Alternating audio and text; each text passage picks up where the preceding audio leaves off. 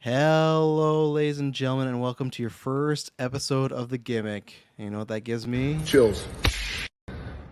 We're not going to drop them all the time, but I had to for the very first one. I'm going with a new nickname, the Canadian Nightmare, a name I wanted to have in the gauntlet forever, and then we never got around to it. But I'm joined by two other people. So this is a show I'll give you the quick 2-second pitch and then tell you who I'm joined by. So this was a show that I talked to David about a long time ago, wanted to do it, and that time I had switched jobs and also GeekVerse going through some changes, so didn't have time. And then, someone else that might be on the show right now, Sbubbs, he had pitched this draft idea. And I've always wanted to do a draft. I thought, okay, people, especially on our survey, said, some people want wrestling shows. So, okay, what we're going to do here is I'm going to do the Gimmick, which I used to talk about on Trash Told You, but I've taken all the wrestling stuff off. And it's going to be here. We're going to, as of right now, meet every month with myself and these two other gentlemen in a second. And we're going to talk about this is going to be a nice introduction. We got some big topics like Wrestlemania. We're going to do a fantasy draft, talk about how we got in wrestling. But overall, in the future, we'll kind of just hit on some of the biggest points that happen in the month and reviews. We'll probably try and time them after like a bigger pay-per-view and stuff. So we'll announce them. Like I think we haven't narrowed down a date, but I'd like the next one to be the sometime after the Raw after Mania. Like you got Mania Saturday, Sunday, and then you got the Raw after. Somewhere within that week, I think we'll try and narrow down something. But once we got a date in advance, we'll tell you. But yeah, we're gonna talk about primarily mostly WWE and some AEW. There might be the occasional time Dave myself might bring up another company or something someone brings up there. If we got to talk about Tony Khan not talking to Jack Perry or something like that in the future, who knows? But speaking of, I will introduce the first guest here, the first other co-host, David. How are you doing, sir? It's great to have you and great to finally do this because we've batted this around a couple ideas and this is just the start of it. So how are you doing, sir? Man, I'm doing good. Yeah, this is over a year in the making. So Mm-hmm. we've been talking about this for so long. And I'm glad to see it finally coming to fruition and excited for the next year in wrestling and everything that's coming down the pipeline, the stuff that we have to talk about now, plus the things that are on the horizon. So it's going to be a very, very interesting time. Oh, absolutely. And then S Bubs, you're the Matt Stoked fire because you want to do a draft. And like I said, I've always had in the back pocket. So we're going to end the show off there. That's going to be a good thing. That's going to be a whole year going. But yes, sir, we'll get into it in a second. But newly acquired in the wrestling world. But how are you doing today? Good, yeah. I'm really excited for this. I think it's a great point now to do this draft for like a full year ahead. Like I feel because there's definitely gonna be a lot of changes in the following year.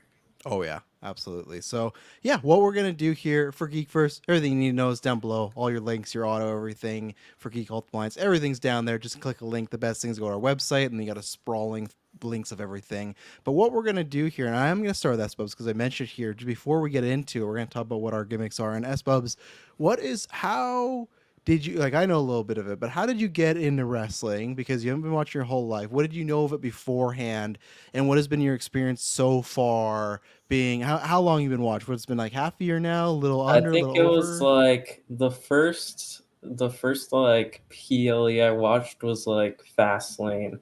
So I think maybe like 1 or 2 weeks before that was like when I started. I think that was like start of October. Because I know like that was like when like everyone was like on NXT, so I was like, oh, I should watch NXT too, because it's Right, like every week the main event was like someone from like it was like a Dominic right, Mysterio main yeah. event, or like the October 10th like John Cena and Cena, Taker, Cody where they just Rhodes, stack yeah. the show to like piss on the AEW Because and yeah, everything like that. Yeah, so it was around gotcha. that time, yeah. Yeah. But I think the before like watching anything, I didn't really know much about it outside of just like clips that people would post, or like Some memes and around, stuff. yeah, like big events. I'd maybe see like if like the Twitter timeline was like I remember seeing people posting like the Logan Paul splashing KSI through the table. Like I remember people Right. posting that, or like the like Bad Bunny like backlash Mm, like entrance. Like I saw people post that, but I yes. wouldn't really like look into it. But I think the thing it was, I think I said it at some point before, but like the Rock on SmackDown, like the one with Austin Theory, that Mm-hmm. was the one that like sort of got, because I was like, I don't know, I just saw like the crowd reaction, and I just thought like it was just really cool. Like I just wanted to start watching after that point. Yeah, and then Funny also, related to The Rock, how it goes now. well, yeah, I know, yeah, where The Rock is now, because that's almost like a touching point for you. Yeah, because it's funny because I'd seen you just start to tweet about NXT, and then you were watching some NXT, and then WWE, and then SmackDown, and then now you've dabbled in AEW. So you can see how quickly it can. If you like wrestling and you like the world of it, how quickly it can just steamroll into picking up other things. And now you're watching probably at least 10 hours of wrestling content every week around then, and then your timeline is full of memes and stories and rumors. So it's like it's the best, especially because you're a big movie fan too.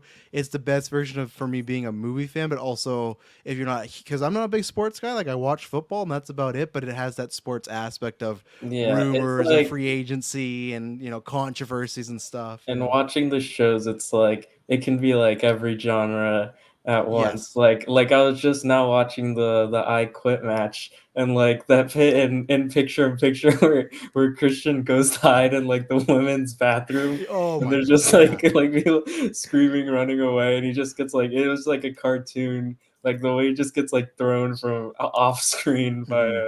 he just like flies into a wall. I was like, that's why you get where he threw him on like the upside down ladder, and he got like stuck between Oh it yeah. and just like completely stiff, just falls to the side. I was just laughing at that, but it's just, yeah.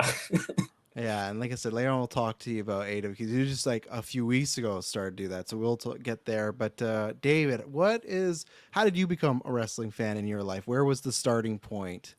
I have been a lifelong wrestling fan, and it came from my grandfather. So that used to be our bonding time. We would Mm, watch wrestling on Saturday nights and Monday nights. I actually grew up in a WCW household because he was a little bit more traditional. So oh, I grew okay. up with him yelling at the wrestlers, like they could hear him yelling to get off the top rope or not go for a certain move or things like that. So yeah, I grew up on, old school Sting. I grew up on the NWO. I transitioned to WWE as I started to get into my teenage years, and I started to get into my own attitude era. And that's when I transitioned over there. But yeah, I've been a lifelong wrestling fan. I've had figures ever since I was a kid, wrestling in the backyard, replica belts, Yeah, everything I see the else. big gold It's belt back there. I got one I too. Yeah, yeah, that that's the go-to. I love that one. Yeah. it was always a thing with me. And I had told people, I said, one of my things that I know I've hit it as an adult is when I have enough disposable income that I can buy that exact belt. So that was That's the one thing that I wanted to buy that was the as my belt I big wrestling at. as my graduation present when I got money from my family. We went to Wrestlemania. I think it was 28 in Florida, and it was the first I've been saying my whole life because my parents were never gonna do it themselves. They were never gonna buy me this $300 to $400 just wrestling belt. Like, what use are you gonna get out of it? The second I had my own finances, the same thing. One of my first purchases was getting that big gold belt. I think Yeah. the WrestleMania 28 location is like pretty much like right near me. Oh yeah, yeah. No, Mhm. that's where I love. That's where originally I That's where just. the Hard Rock Guitar Hotel is Yeah, now. okay. Yeah, that was one of the trips too because I'd been to Orlando before, but that was in Miami, and I was like, "Oh man, I'll move there one day." I loved Miami. Miami was a very fun time. That was a fun trip, but yeah, no, my story is actually similar to David's, where it was grandfather bonding time. The difference for me was my family for most of his life. He came from Germany, and my grandmother came from Hungary, and then somehow I don't know how they landed in Calgary, but they got in Calgary, and they used to go to Stampede Wrestling all the time. So they were around for that whole era. My sister, like, oh no, my sisters, my mom and my auntie had met the Hearts multiple times and everything. So they had taken from when they moved to Kelowna, which is like farther away from Calgary, that wrestling kind of mindset. And then when I was over with him, same thing all the time when I was there, is catching it. And I don't know why, and we'll get into it at some point. My first memory is like of The Undertaker. I don't think that's the first time I saw wrestling, but that's why for many years he was my all-time favorite because it was something about, okay, love the spookiness and the sci-fi and this is when he was like full on still dead man, a walking zombie and stuff. So it was great stuff. But yeah, because that Calgary Stampede love that they had, that introduced me to wrestling. And then once I was older, me and my sister watched it together, and I've been watching it kind of ever since. I was the difference though. I was primarily a WWE guy, so every once in a while catch WCW, especially when Sting was on. Sting was my guy. I love, same thing, dark character. But yeah, there wasn't much of like the channel clicking for me then. And then I've tried to I don't think I've wanted to. Many times I've started like at the Nitro era and tried to watch it all. I haven't got through it yet. I want to at some point because some of those episodes before like the Hogan turn are a little, I won't say cheesy, but like there's not much. The NWO was a needed thing at that point. You know, it was a good idea. So, and then yeah, I've watched wrestling at that point too. When I was younger, I was into it all. I was watching Ring of Honor. Like I used to know all. Like when CM Punk did come in, I was like, oh, I know who this guy is. Nowadays, I'm like playing catch up. Like luckily, Twitter makes it a lot easier. But I watched a bunch of that stuff, and then yeah, I've been watching ever since around the very dark times in WWE. It was like 2017 to 2019. That's when I had stopped pretty much like I'd watch the pay-per-views, but that was really it. Even if I had to miss pay-per-views, that was it. But yeah, that era of the big dog and dog food and all that stuff that they did, Bobby Lashley's family, like I was out. And thank goodness for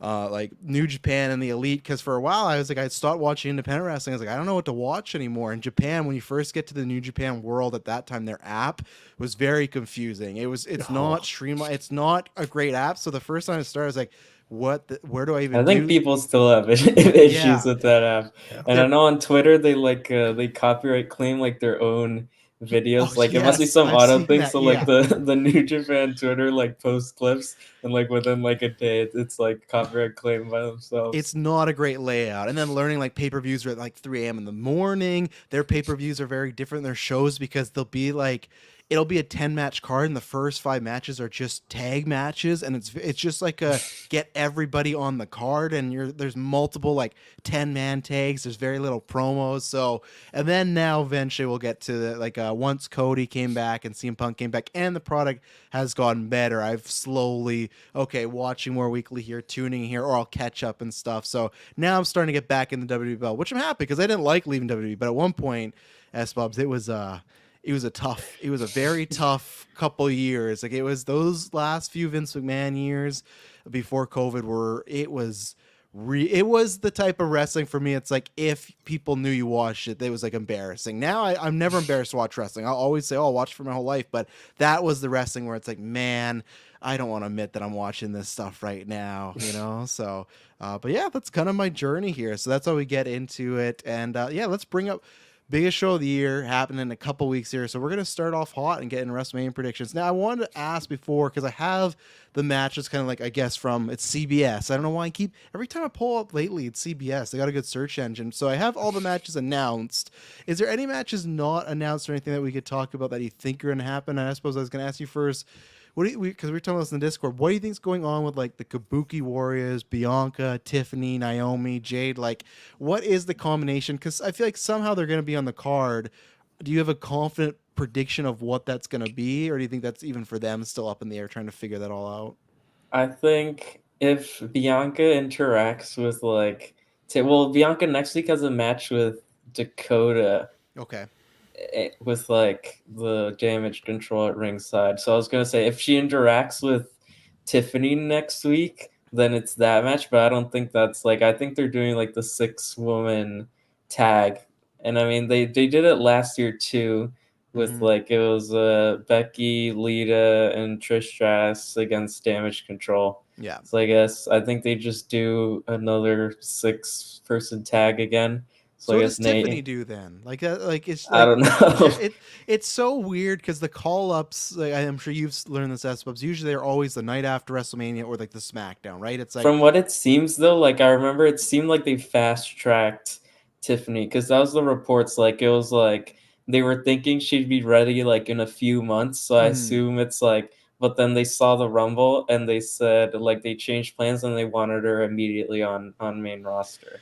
Which makes sense, but if like she's in a match of Mania, to me, it doesn't make much sense. Like I thought. I mean, also if next year's her first Mania and supposedly it is in Minnesota, she is from Minnesota. Oh, okay, so she's right. I'm not gonna spoil anything because we got the draft coming up. I'm just saying, good. I feel like we're thinking, good Royal Rumble potential there. But I said this in the Discord, and you can join the GV Discord. We have a wrestling one. It's in the link down below. I'm hoping for I think 2 nights you could do 2 WrestleMania or 2 women WrestleMania matches. I still think they should do the Andres Men in Battle Royal, like they're good pre-show matches, put them on there, but I'm hoping it's Bianca and Tiffany and then Jade and Naomi versus the Kabuki Warriors, cuz same thing as Braun and Tiffany. I understand Tiffany coming up, but with Braun or with Jade, it's like 2 weeks before Mania she's going to debut. It's a very odd thing. I don't think they're going to do, like, I guess you could also have Jade versus Nia, I guess. Like, there's a few options, but I would very much, like we've talked about this, there's not been a single women's match at WrestleMania that's not been for a title. And I think that should change. Like, if there's going to be 14 matches and, like, 3 out of the 14 are women, it's like, to me, that doesn't make sense because sometimes they're the best and some of the most popular. So for me, it's like, people love Tiffany, people love Bianca. That's a singles match right there. Tag titles, like, people, they did a great job at the Rumble with Jade and making her feel like a big deal. Like, I feel like even that's 10 to 12 minutes, her and Naomi, Jade can get the hot tag, squash a bunch of people, and then you can eventually break them up. Like, I feel like it's an easy 1-2 punch. I think it might suck for Dakota because Asuka hasn't wrestled yet though in a while, right? Because that was the rumor she might be injured and they might have Dakota stepping it for it, seemed right? like it Leg seemed injury. like Yeah. yeah. Okay. It seemed So- like she wasn't like she could at least walk on SmackDown. She was dancing. Stuff. I saw her dancing, so that's not too bad, you know. So Asuka hasn't wrestled since, like, I guess, or no, they've had like a few title defenses like recently. I forget who was the last one, but is they there like a definitely way to have do... like within the last couple weeks. Okay, I was gonna say maybe they're just healing her. I was wondering if there's a way to do like an 8-woman tag if you have like Damage Control plus Tiffany versus like Jade, Naomi, Bianca, and I don't know who the 4th woman on their side would be, but I just feel like it's the people they have. To me, it's weird if Tiffany, Dakota, and Jade, and even Nia to an extent miss, but I don't think Nia's gonna, like, I guess Liv, actually that's what Liv could be doing. She could be they could be a surprise partner. But People keep posting the Bobby Lashley with the Andre the Giant trophy for Liv Morgan. yeah. What do you think, As Dave? it What's going on stands with right these? now, Bianca Belair does not have a match, and she is going to draw big at WrestleMania. I She's think going to out of have all of them, too. she has a match. Like, if it's like, Yeah. if like even if the tag team titles weren't defended, like they would put a Bianca match over that.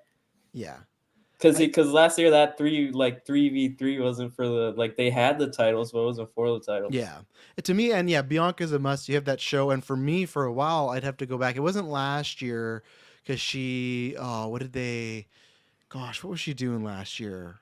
Asuka, yeah, and that, like, it was a good match. But the 2 years before, the match she had with Sasha and the match she had with Becky, to me, were both like the matches of the night at those WrestleManias. So that's why I feel like her, like, I just feel like her and Tiffany could be that great is like the underdog best, sleeper match, you know? that would be a great match. I mean, that's what I've been hoping for, but I don't know if it's gonna happen. So if we can just agree that at least the tag titles will be online, and I'll start with you, David. Do you think the Kabuki Warriors retain said titles if they're on the line come WrestleMania time? I think it all falls into who they wrestle against. I could see them walking out still as the champs, but I don't think that they've been situated as enough of a strong stable. They're more of the cheating, backstabbing heel stable than they are the just straight up strong stable that is guaranteed to return. So I could see them losing against a Naomi and whoever she teams with for I think if a Jade good pop. is on whatever team, then It's they're over. losing. Yeah. If Jade's on a team, there's no way They'll she's have taking the they'll loss. have like her like hit like Kyrie saying, and she'll sell like across the ring. Oh, and it's over. absolutely, yeah.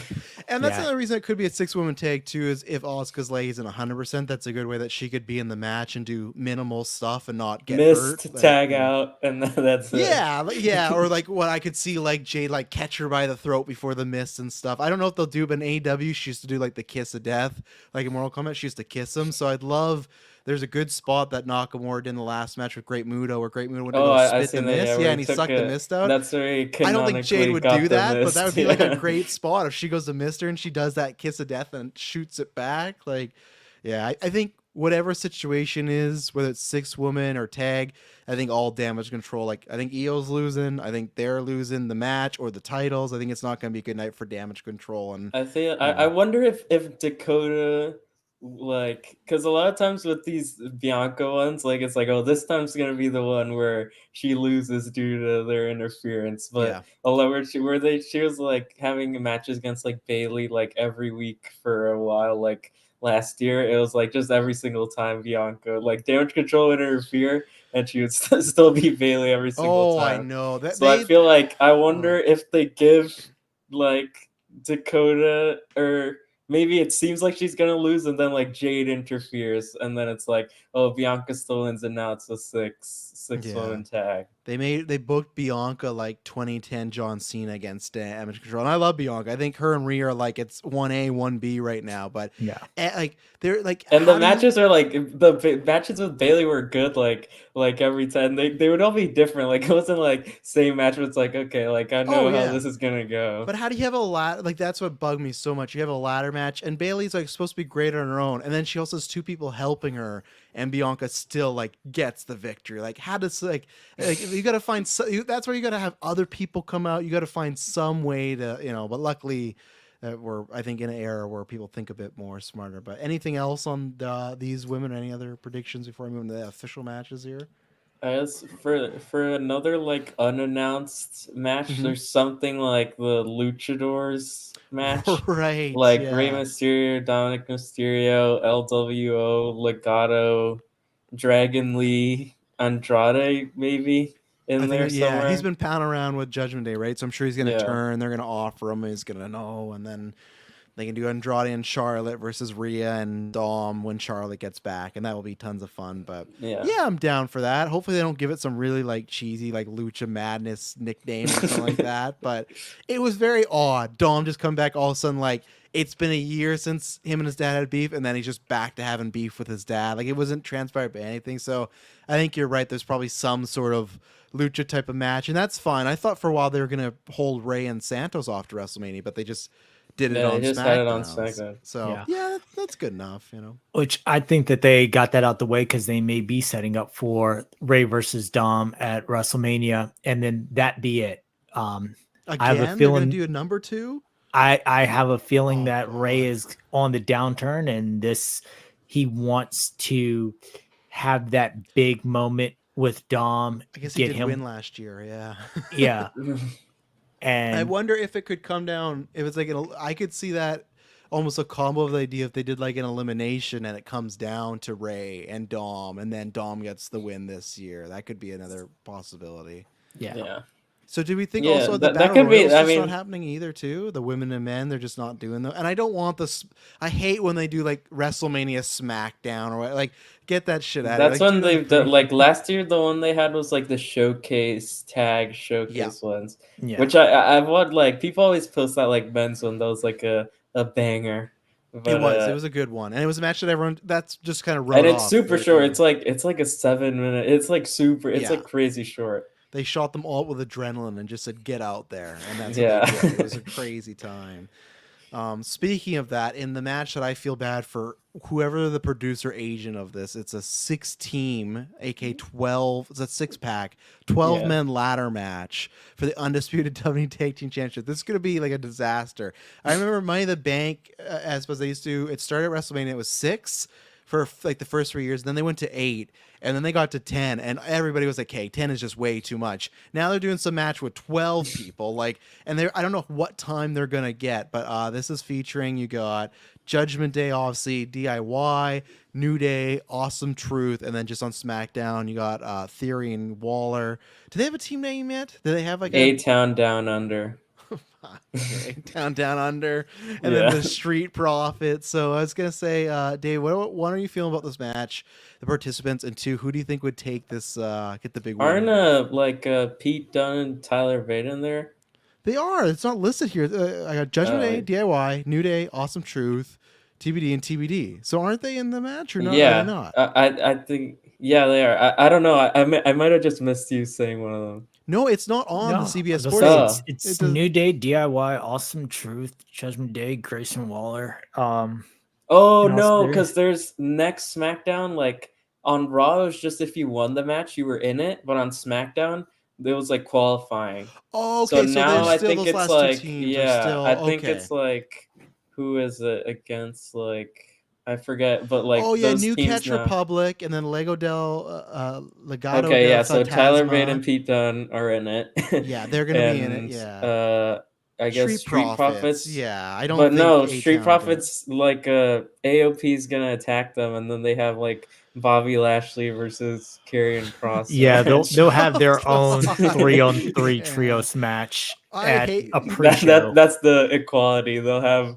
you have to for the women's one you get your Karrion Oh, Kross AOP. give me the Bobby women Lashley, all day Street on that one. Profits Like match. it's Yeah. not as bad, but people talk about the AEW Vortex.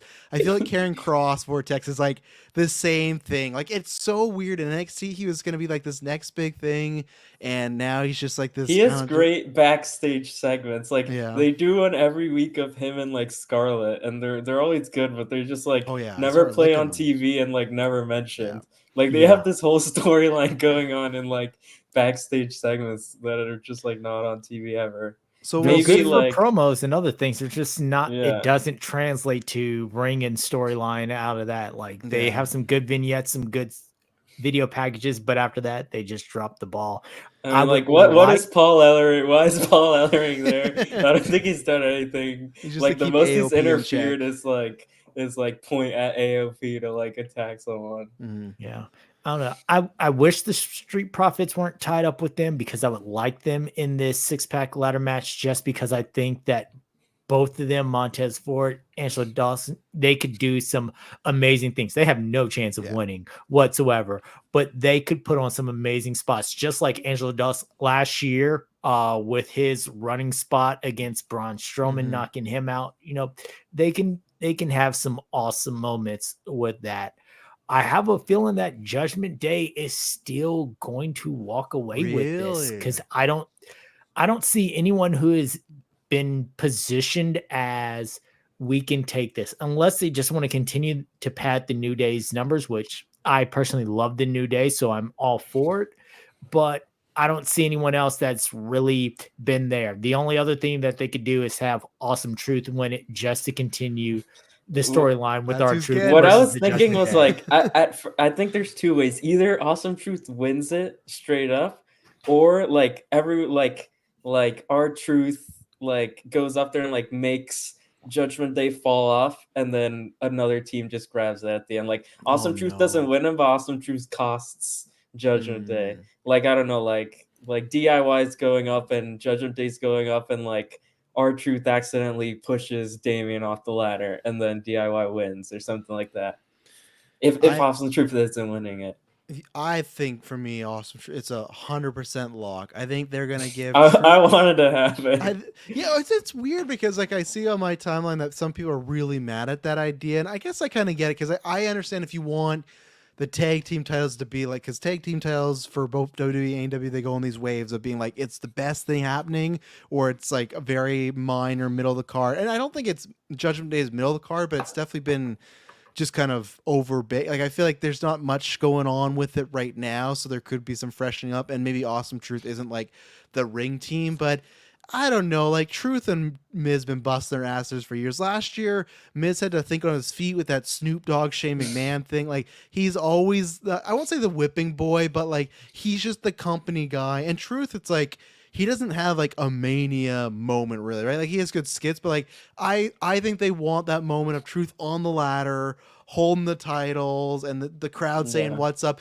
They could even lose it. They could pull Zack Ryder. Judgment Day could beat them the next night after. Like I legitimately think that could happen, or somebody else like an NXT team or something. But I'm going with Awesome Truth. I think they're going to give them the moment, and I think it won't matter because the crowd will be hyped. People love our Truth, no. so I don't get why people are like. They already have the new like official Awesome Truth entrance on Raw, like the new Titantron and everything. Okay. So yeah. And they're doing like the remix theme with like Miz rapping on it too. So I think they're win. Like if I had to pick between those just right now, like not trying to like fantasy book how it's gonna happen, I think it's Awesome Truth. Awesome Truth. Okay, I'll see. Another random match, only two guys, but I think very random. LA Knight versus AJ Styles. This is the classic undercard. Hey, we have two guys that are very popular. We like them both, want them on the card. Let's just have them fight. It's like CM Punk and Orton in 24. It's like Triple H and Undertaker 17, where it's like, let's just have them fight and go it out. LA Knight just got arrested this week, so hopefully all his charges will be dropped before I think WrestleMania they comes said out. AJ dropped the charges. Good. What a good guy, because he wants to beat him at WrestleMania, right? Yeah. So, I think this actually has potential to go two ways: be a sleeper hit, or for some reason I could see them not having in-ring chemistry at all. I don't know why, because AJ Styles can like wrestle a broom and get a good match, but I think it'll be I'm gonna lean that I think they'll have a really good one, and I don't know if it'll be talked about because there's gonna be lots happening both nights, but I think it's gonna be entertaining. I think hopefully they give like LA Knight like a really sick entrance or something, and I think LA Knight's gonna take the W on this one. I think they'll keep the momentum until he's the guy that beats Logan Paul, in my opinion. So Yeah, this could be either an exceptional match or it could be the fill-over match to get you Yes. between two big matches. I'm they're hoping. getting their food, they're getting the bathroom breaks. It all depends on placement, I think, with this one, with the card too, like how people are excited for it or not, because they could put in a dead spot and not good. Yeah, I'm hoping though that AJ comes out his old TNA style when he came out to Evil Ways, when he was doing his whole lone man thing and had the hood up and then switch that up. I'd be all for that, but I just have a feeling that right now this is being positioned to hey, LA Knight, you've been doing great, so we're going to make sure you're going to be on the card. AJ Styles, we know that you can handle this, so we're putting you guys together. We don't know where on the card you're going to be, but they're probably going to be the cool down match, the clean up and get ready for some big event. Yeah. Let's get the good pyro ready. Let's restock this and that. Or get all the ladders ready, right? We need 15 ladders. Can you get this going? Yeah. They're the match that's happening while someone is carting over the truck full of ladders for the next match. So, yeah.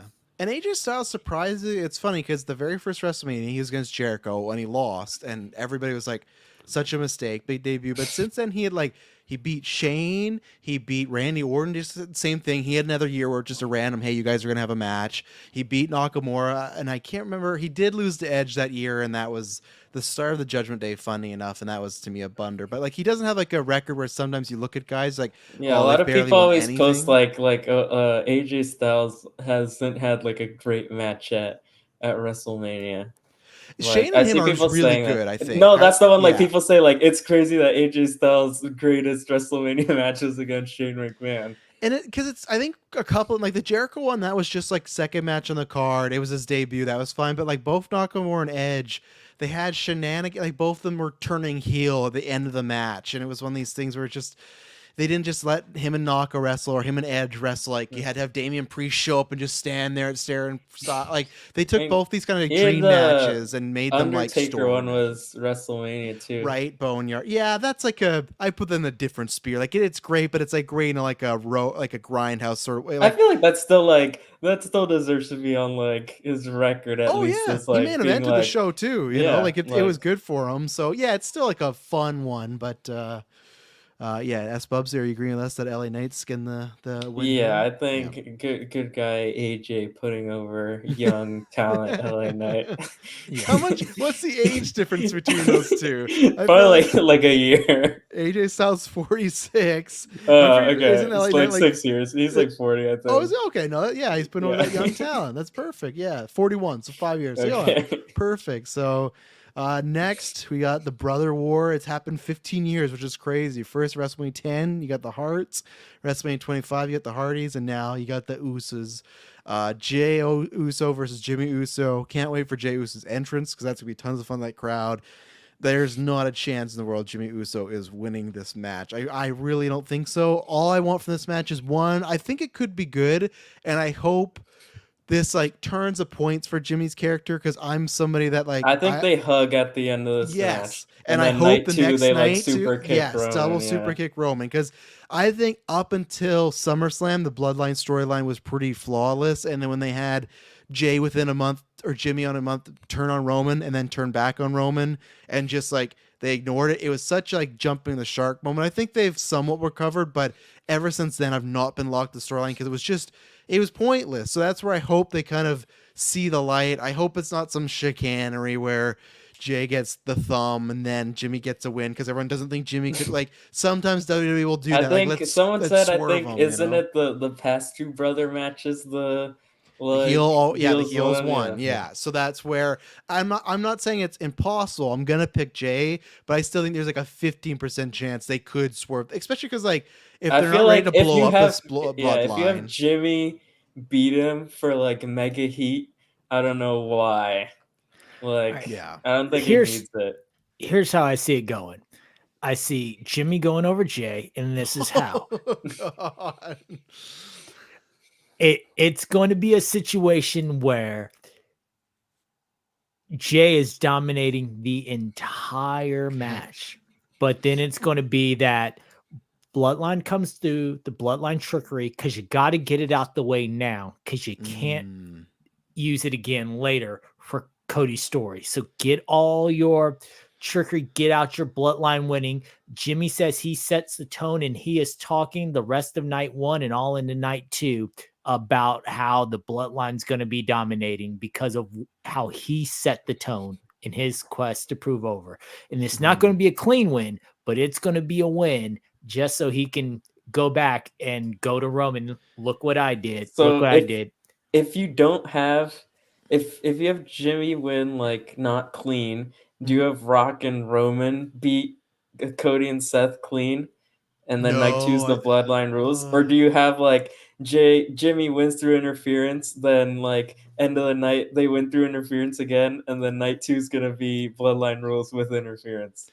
That could be it. I think they could win the first 2 nights of interference, and then night 2, that's when people are like, "Oh, screw this." We really like that fantasy booking of like the glass breaking. Like you just have Stone Cold, "Oh, goddamn kid, like what's going on? Why they keep doing this?" And then he's like, "I'm gonna come." Like, I think you could, because like I guess we could tie that in right now because it's main event night 1 with the tag match. I think the Bloodline's definitely winning there. I think Cody's taking the pin because every day I see a meme about Seth's like he's looking up the lights. I'm like, why would they like they're gonna copy? It'd just be dumb. Like I don't know why Seth, like I'm sure they'll have like I'm excited for like when people tag in, just have like these mini one like Seth and Rock, like when Seth and Rock tag in, like I don't know. I think that's like a cool moment. I don't know. There's It's so just like they can something get like you think wouldn't happen. They can get 2 to 3 minutes each on like a stare down, you know, like they like, and I'm fine with that. If the match is very much like Rock and Hogan, where there's very little moves, it's more about the aura and then some interference.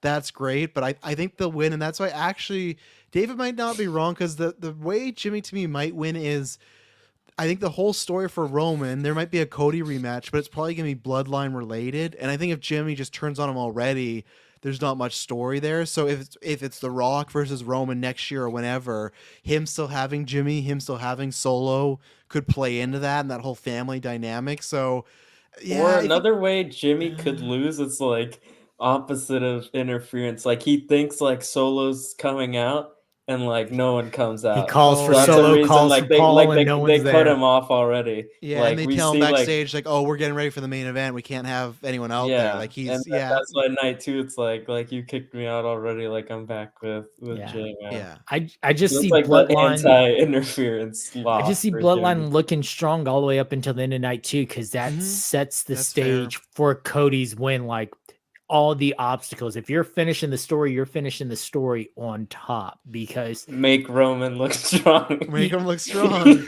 Build everything up. Create that doubt. Hey, maybe they're not going to pull the trigger on Cody, because if Jimmy's the one earlier and then The Rock or Roman ends up pinning Cody on night 1, okay, you've created this doubt. Are they going to do it? The table is stacked. And then how is he going to do it? If he does do it, I agree with them losing the tag match. Like I think like 100% Bloodline wins the tag match.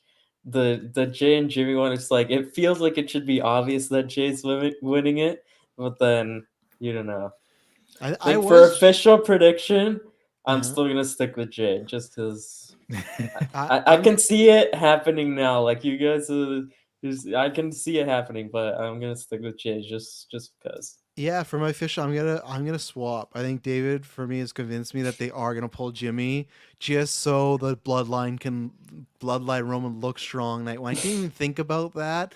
I still like, and because at the end of the day, at least with Jay, like it's tough because like Yeah, I think you definitely need interference for Jimmy to win. I don't think he can win clean or by himself because I don't think Jimmy's going to be the solo star that Jay is, and he may Yeah, be. and I don't think Jay losing either like kills him. Like, No. oh, he's buried now because Jimmy Especially if it's beat him. solo too, because then they could do like Jay and Solo at a pay-per-view or It's something coming up, backlash. right? Yeah, like Yeah. and Jay gets a win there because Solo just takes nothing but losses nowadays. Like I'm in Like, I complete think agreement with someone everybody. put he's like 25-0 against Since LA John's, Knight on oh yeah, house shows.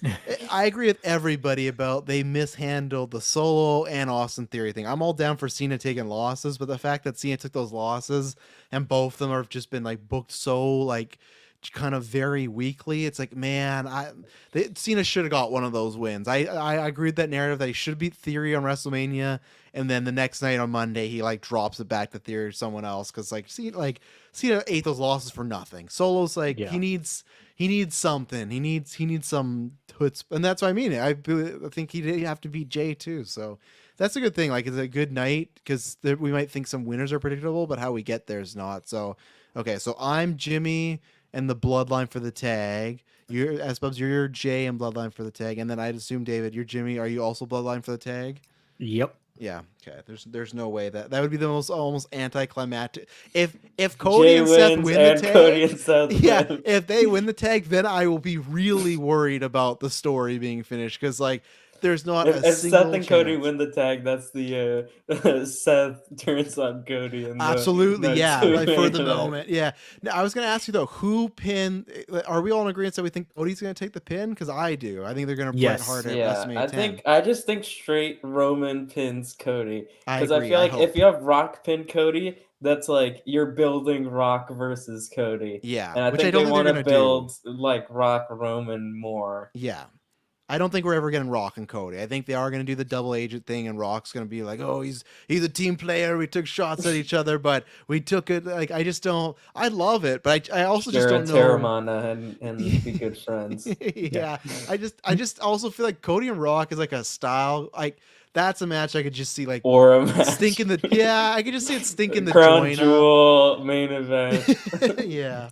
Now, one thing I do see with the tag is that Roman is going to be the one to get the pin, but it's not going to be because of what Roman does. I have a feeling it's going to be The Rock doing something and Roman having him step aside and reminding him in the middle of the ring that he is the head of the table. I'd like That's that. what's going to set the tag, them up. the cheap tag, and you Yep, know. that's what's going to set them up for the future. Is Roman asserting that authority over him? Then Rock's not going to let that lie. And then after WrestleMania, that's going to come back around. The best Like he sees Rock's gonna get the tag and he's like, I need to be the one to pin Cody. They would have to do it because it's the only night Rock is wrestling. But imagine the heat of Rock was going for the people's elbow and mid-run Roman tagged himself in. Yeah, and then like, just he dives took that and away. pins him. Yeah, like he doesn't Actually, even hit it. That would be great because he can still do Cody night on the 2, ground. right? He could do the people's elbow night 2 like that. Imagine He hits the people's heat. elbow on Roman. That would Yeah, be right. on That would night be like, 2. That'd be like huge. I'd have pop. goosebumps Yeah. if he's running the ropes and he tags and like doesn't even do like oh my god, like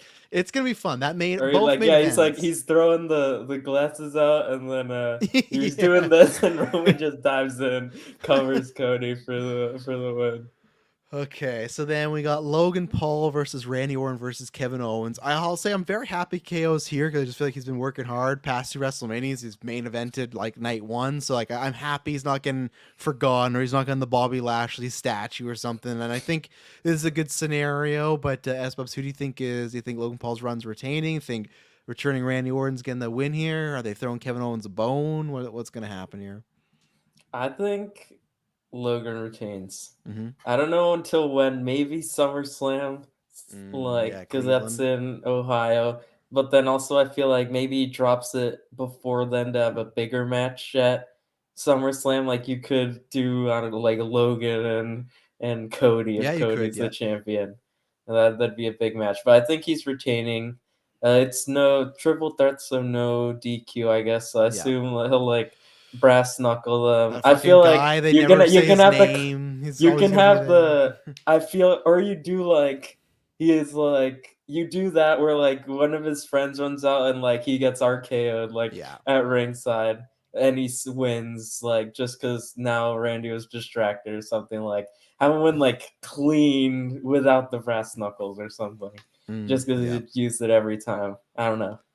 I'm in agreement. I think Paul gets the win. KO takes the pin, so they can do Paul and Orton at Backlash or something else in a one-on-one. I think they'll say I think they want to do that, but I think like they like Kevin. He's a good worker. I think it makes sense. He was already in this storyline that they left on like a cliffhanger in Rumble, so it would have been weird just to kind of drop it. So yeah, I think Paul gets the win, holds on to it for a while. I'm not sure about the Cleveland thing because I just don't know.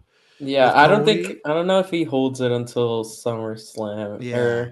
Because what other? I guess there'd be like. Because I think he could also. Events, he's a good Money in the Bank Saudi holder too. One. Yeah. I don't know if he would win Money in the Bank, like cash in successfully, but I think him holding Money in the Bank, they could see money on that because he's not always there too. So it's like a good. You never know when he's going to show up and cash in on somebody. He could drop the belt at like a Night of Champions or like Backlash or something like that. What about you, David? Are you in agreement with Paul, or do you think someone else is taking it? Logan Paul wins. KO takes the pin. Yeah. KO jumps off of something. Yeah, probably. Yep. One of Logan's friends eats an RKO. All of those things are happening. Yeah. That is my prediction for that entire match because Randy Orton is getting a memorable RKO on somebody. And Kevin Owens is going to jump off of something high.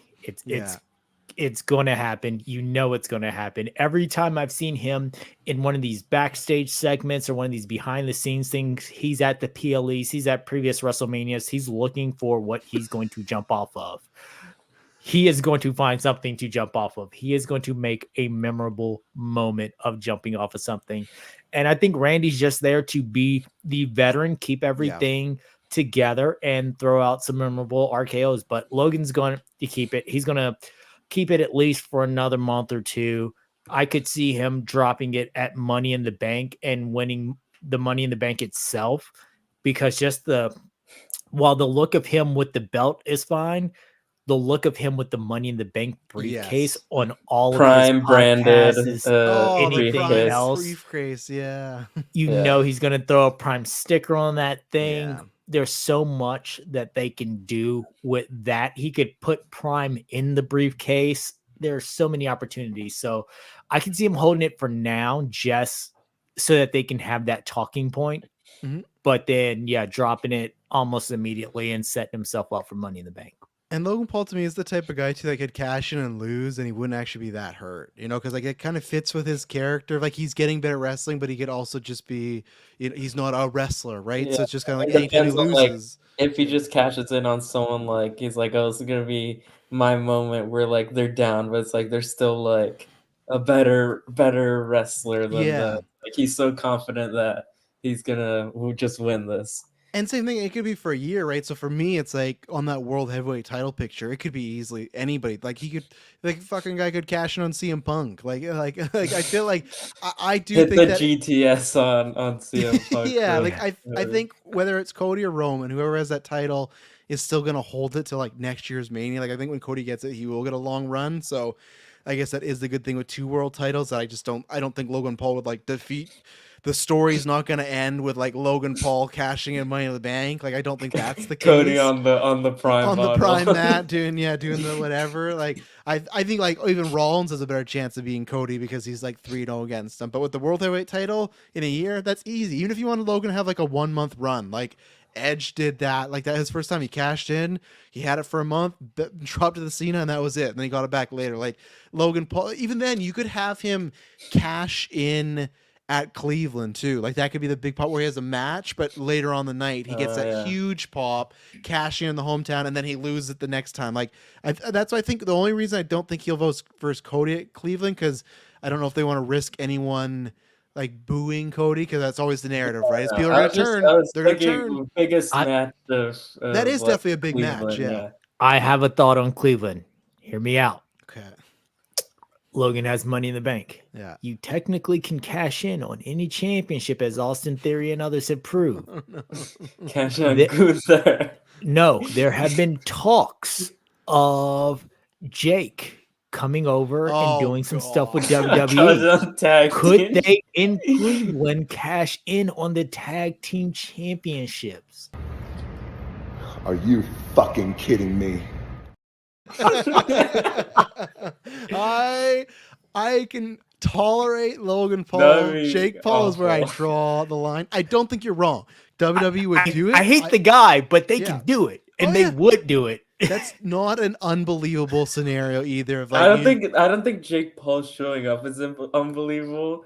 I think him cashing in on the tag team championships. It's like, but what if it's a month run? They cash in the month before SummerSlam, and the big main event is like they get like almost like what they're doing with Mania, right? It's like the Paul brothers versus not Seth and Cody. Like anyone can get a tag team championship That's true. shot. Like you like talk to the champions in like one backstage segment, and you have a championship match like the next week. From TKO's perspective, imagine Jake Paul having his next big fight lined up, and he's walking to the ring for his next big fight wearing the tag team championship. It's all the branding that they salivate over, whether it's the best decision or not. I think it's before then, probably. But it is everything that they salivate over. It's July, and when is Money in the Bank?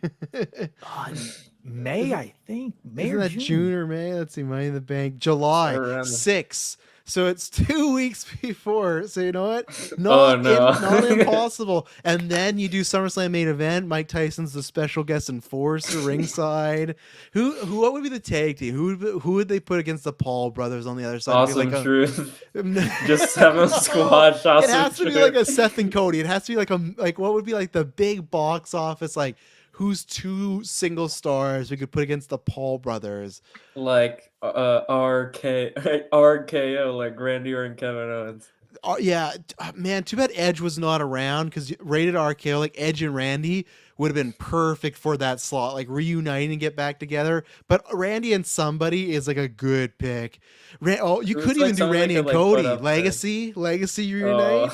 And that's where Randy turns on Cody. You start that feud. The Paul brothers get the pop. Would that be money in the so you have it turn. So the match at SummerSlam would be Randy, Cody, Legacy Paul versus brothers. the Paul brothers, and then he turns on them. That would also be a good thing too. Imagine if Randy won. I wouldn't want Cody to lose the title, but no one's ever cashed in a tag match. It's happened in a triple threat, but imagine that of like your partners. It's like the champion Money in the Bank holder partners against the Paul brothers, and Randy Orton had nowhere fucking Cody's going for a crossroads, get RKO'd, and he just cashed it Man, like there's Randy Orton, Money in the Bank winner. He's done it before. He won it. He shouldn't have won it when he did, but it ended up being a good story. He cashed in on Daniel Bryan. That started the whole WrestleMania thing, and lots of possibility there. So we're all going Paul in some sort of situation. Other secondary tire, Gunther versus Sami Zayn. One, I'll ask you, does it stay this way? Like, is Chad going to add some way? And then two, who wins it? Either way. I'll start with you, David. Chad gets at it. Don't know how just yet. I've been racking my brain on how he gets at it, whether it is some whole one last challenge to Sammy because you didn't really beat me type deal. Yeah. Shoulder was up.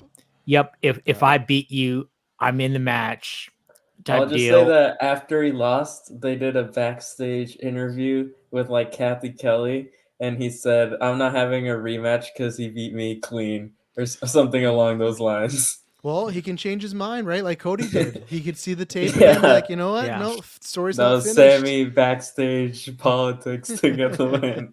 So I see him getting inserted, and I think that this is the time that you finally take it off of Gunther. Oh, and okay.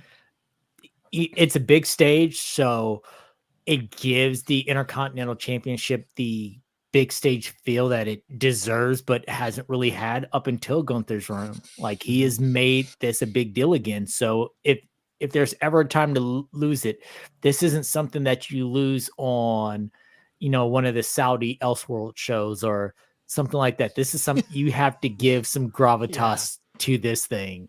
And now is the perfect time to do it, especially if you're going to start lining Gunther up to be a main event player. He could go against Seth Rollins. He can challenge if Drew McIntyre wins. That would be amazing. Him versus Drew, those big Even him hard and hitting Cody boys. too. I think he wins a world title at Bash in Berlin. I don't know which one of the two, When but I is- think he'll have dropped it. That's August, end of August, I think, or start. I don't remember. That's But I think he's dropped the Intercontinental before then, and he wins a world title then. August Yeah. 31st, whoever Bash has in it. Berlin. That's so close. Like, I know it's not that close, but it's just weird. It's just weird because it's the tough thing of like Seth and CM Punk of it all, right? Because that's after SummerSlam though, right? So yeah, I could see them do Seth and Punk at SummerSlam. Seth gets the win and Gunther gets the It's not unbelievable. I think if Drew wins, that gets a little more dicey because I don't know if they'll play hot potato with the title that much because nowadays like all companies just fucking love long reigns. Like if you're world I champion, feel like you have it they- for 100 days easy, you know. I'd want one of them to be like moving around. Yeah. Okay. So at WrestleMania, because my pitch was gonna be that I wasn't gonna go that way because I thought there's gonna be so much big stuff. They didn't want the person winning the title to be like kind of under the Rock and the Cody stuff and everything. But yeah, I forgot about Bash of Berlin, and I think you do. I think you want him to lose the title and have some time. You don't want him to lose it and then just right away get a world title shot. Like I feel like there has to be Yeah. a little grace period. So I'll say Chad won't get added. And my other thought too why he wasn't going to lose it because originally they were going to do him and Brock, and I don't think Brock was going to be IC champ. And I know plans change, but like, yeah, this one I'm really, I'm gonna say Gunther keeps it here, and maybe Backlash agree. drops it. I'll say Gunther keeps it. I My think the other same thought thing. process is this is your night one babyface title change. Could be, yeah, depending on the booking of it. That could be, yeah, because we'll talk about the other ones, but I don't think there's gonna be any title change. Oh, but could that not be Bailey as well though too? Depends on if she's night one or night Yeah. two. I have a feeling that maybe Becky and Rhea will be night one. Get that one out the way because that's such a big one. You don't want to put that one up against Rollins and McIntyre that same night, and then Yeah, Cody true. and Roman that Yeah. same night. You want to let that one breathe, as where the Bailey Io Sky one, although it is finishing Bailey their Io own little could like story. open night 2 or something. Absolutely, Like that. I think they could. I think it'd open either night. Like honestly, I think the pop of Bailey. I think coming out- Jimmy opens night 1. Really Because you start with like get the crowd hype with the Jay entrance, like yeah. start the show. Or Like is with that the what you go- Rumble, is like that they an had upbeat Jay one? at number 1. Yeah. I think for me, another contender for starting the night is always ladder matches. They used to always love to start like lots of crash and bangs and stuff. But yeah, I could agree that I think Rhea and Becky will be, to me, like night one and probably second last match, like right before the tag match. And Yeah. I guarantee you the narrative the whole night's going to be, oh, they had the better match in the tag match. Doesn't matter what happened. Like, and don't get me wrong. I do think Becky and Charlotte and Rhea last year we'll get into the Slammies, but I think they had the match of that weekend, maybe of the year. So I'm not saying it's not true, but I can already see the narrative in my mind of, oh, Becky has a better match than Seth again, and well, we'll just talk about That's that. an upcoming Roman promo line. Absolutely. That's your wife had a better match than you at WrestleMania. Yeah. Becky versus Rhea. We're coming off of Rhea breaking the internet again, doing the Rikishi stink face. She's smart. I'll just say that all in general, very, very smart woman. She always knows how to be in the conversation. I think Rhea's holding on to this. I know, I suppose I've seen some tweets from you that I feel like you've been back and forth on this one, but I think Rhea's holding. I think she's just the hot hand. And for me, what my hope is she holds it next year, whether it's Chamber or Rumble, Bianca wins it, and they need to do Bianca and Rhea at WrestleMania as a full-on main event. They don't like it. You don't want to do like the 4 Horsewomen, where we're always like, oh, WWE plans to do this Fatal 4 main event one year, and then look what happened. They never got to it. Same thing, the Shield. Like, we still haven't even got like Seth and like many years we thought, oh, Seth and Roman could main event Mania. Like, I feel like so many times they save it, and then shit happens, injuries, releases, free agency, whatever, and it doesn't happen. And for me, like, they are the defining two of the past 5 years. Like, they are the new Charlotte and Becky, Sasha and Bayley. Like, they're the new like horsewomen. They're the new leaders. And to me, they also just will have a killer match.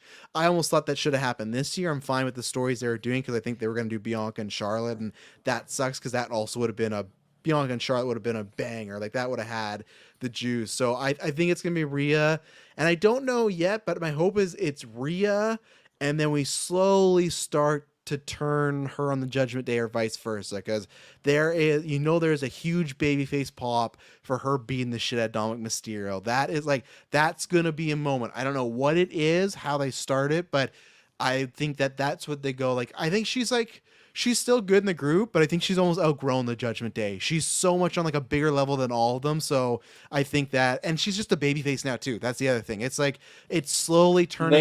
They have JD go out there now instead of Rhea because they don't want the heat.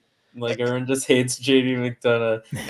They just send them out there to be a manager. The stink face alone for the trending, it's like the fact that she's just wrestling Nia Jax on the house shows now. The show in Australia, that made sense because that's her hometown. Oh, she's a heel, she'll get cheered there. But now she's like acting as the baby face on house shows now, right? So to me, it's just like, it's just kind of inevitable. It's like Swerve in AEW, where it's like, don't fight it, just start doing it. So I think Rhea wins, and I know some people talked about the double turn. That could be fun, but I think Rhea wins, holds it for a while, and I'm hoping Judgment Day break off. But Sbubbs, how do you see the I feel Rhea holding it definitely for a while. I don't know who or when she drops it to. I think realistically, before the end of this year, she drops it to someone. You think this year? Really?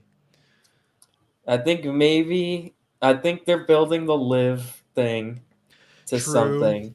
That could just be also a SummerSlam match, though, right? Right, where because they can make Liv uber heel and then her uber baby face and get another. Yeah, win. They could do that's sort of Liv has the same what Cody was saying, like, I'm gonna take everything from you, not just the title. They're sort of doing that with Liv. Mm-hmm. So I don't know where that's going. Maybe something Dominic Judgment Day related. And that's how you get her out of the Judgment Day. You pair Liv as the new leader of the Judgment Day. Oh God, yeah. They're definitely cooking. You have Rhea and Andrade versus Liv and Dom. Right. That's where you could that's where you do the breaking point where Dom does something in that mixed tag that starts it. But yeah, and then you still got Rhea and Charlotte they could do again.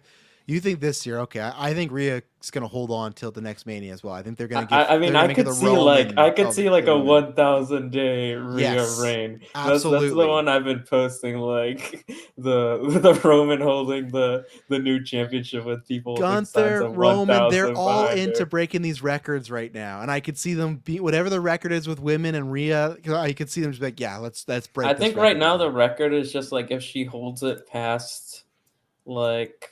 I forget what it is. I know, I think Bianca has the record or something like that. Oh, okay. I think if she gets past this year, it's definitely breaking the record. But I think it's something like pretty much if she wins at WrestleMania, she's beating Bianca's record, I think. Okay. I don't know the exact number. Bianca's record is 420 days, and that's also why I think Rhea is going to win. Because I think that she's going to hold it until next year, and it is going to be Bianca's WrestleMania streak versus Rhea's title. Oh yeah, I forgot she's undefeated. That's a good one right there. That tells the story: streak versus title, and I think Bianca gets the win. I would think Bianca would get the win there. But you never know. Rhea's going to go into it with, "I beat your title reign. Now I'm going to beat your streak." Yeah, Mommy dominates everything, but then she's going to Rhea still wins. Rhea beats the streak and retains the title for 1,000 day reign. Watch this year; they'll put fucking Bianca in just like the battle royal. She got tossed out. There goes the streak. We're like, oh man. I hope not, but no, I think that's good. So you know what? A couple of years ago, I would have believed you. Yes, absolutely. The previous reign, I would have believed you that it would have went away just like that. So your two's both official prediction is Rhea's keeping it. Yeah. Yep. I think I would be sort of down for Becky winning it if she turns heel. Yeah, some or they shitty double way. turn it. But if she just straight wins it, Like I've sseen people posting like the Becky with the Hulk Hogan TNA music. Yeah, I think Becky knows the good business there. The other women's title match, Io versus Bailey. I'll just ask, does anyone think Io? I think there's a shot, but I think it's Bailey's time. That sucks because I get it. The Rock's back. The bloodline is huge. It does suck because I for one moment thought Bailey was gonna, because it's always the knock every horsewoman uses against her, like Becky and Charlotte, like, oh, you're main event WrestleMania, and I thought this was the year they could actually do it. I don't subscribe to the theory. I know there's a conspiracy theory that WWE on purpose cooled off the feud so it wouldn't take over the storylines and there's whatnot. been some other times where even like I think Shinsuke AJ wasn't the main event of that WrestleMania. Oh when yeah, Shinsuke won the Rumble. Yeah. Oh, there's tons. Oh yeah, no, I suppose there's tons. It was like good up Do until not WrestleMania ask CM 23. Punk about that. Yeah. Do not ask CM Punk about that. Up until WrestleMania 23, Ray won the Rumble, and all of a sudden he's coming out like third match to the top. You're like, what's going on? And then it's been like a whole chicanery since then. I wish there was a world where the men's winner main events one night and the women main event the other, because the Rock tag could not be the main event. It's fine. Everyone not forgets, but like Rock and Hogan wasn't the main event. I know everyone goes, oh, but Jericho and Triple H suck, but it's like, like I think Bailey and Io has a bit more heat than fucking Jericho and Triple H did back then. So I think there's a chance Io wins, but I think they'll give Bailey a feel-good moment here, and I feel matches. Like that's like the sort of like what you're saying by Kevin Owens being in the match. I feel like Bailey was probably like, I think it was like top 3 most losses last year or something like that. Like she was like 0-62 against Bianca or something like that. Oh yeah. So I feel like definitely Bailey's winning. I don't know how that like reign is gonna be. I don't know like how that's gonna go really.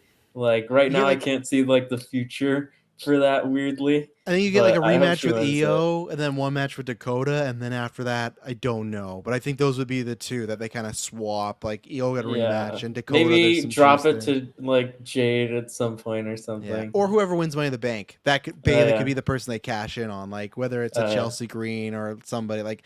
Bailey's like Rhea's not getting cashed in on, so I could see Bailey being the cash in target. So I think Bailey's gonna win for 3 reasons.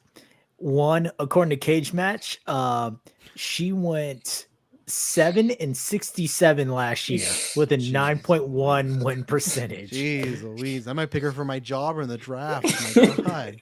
Number 2, this is an apology for WrestleMania 37. Hey, we relegated you to host. We had you do that weird stuff with the Bella twins, all that other stuff. You know what? God. That's on us. The previous regime's not here anymore. We understand your work ethic. Our bad.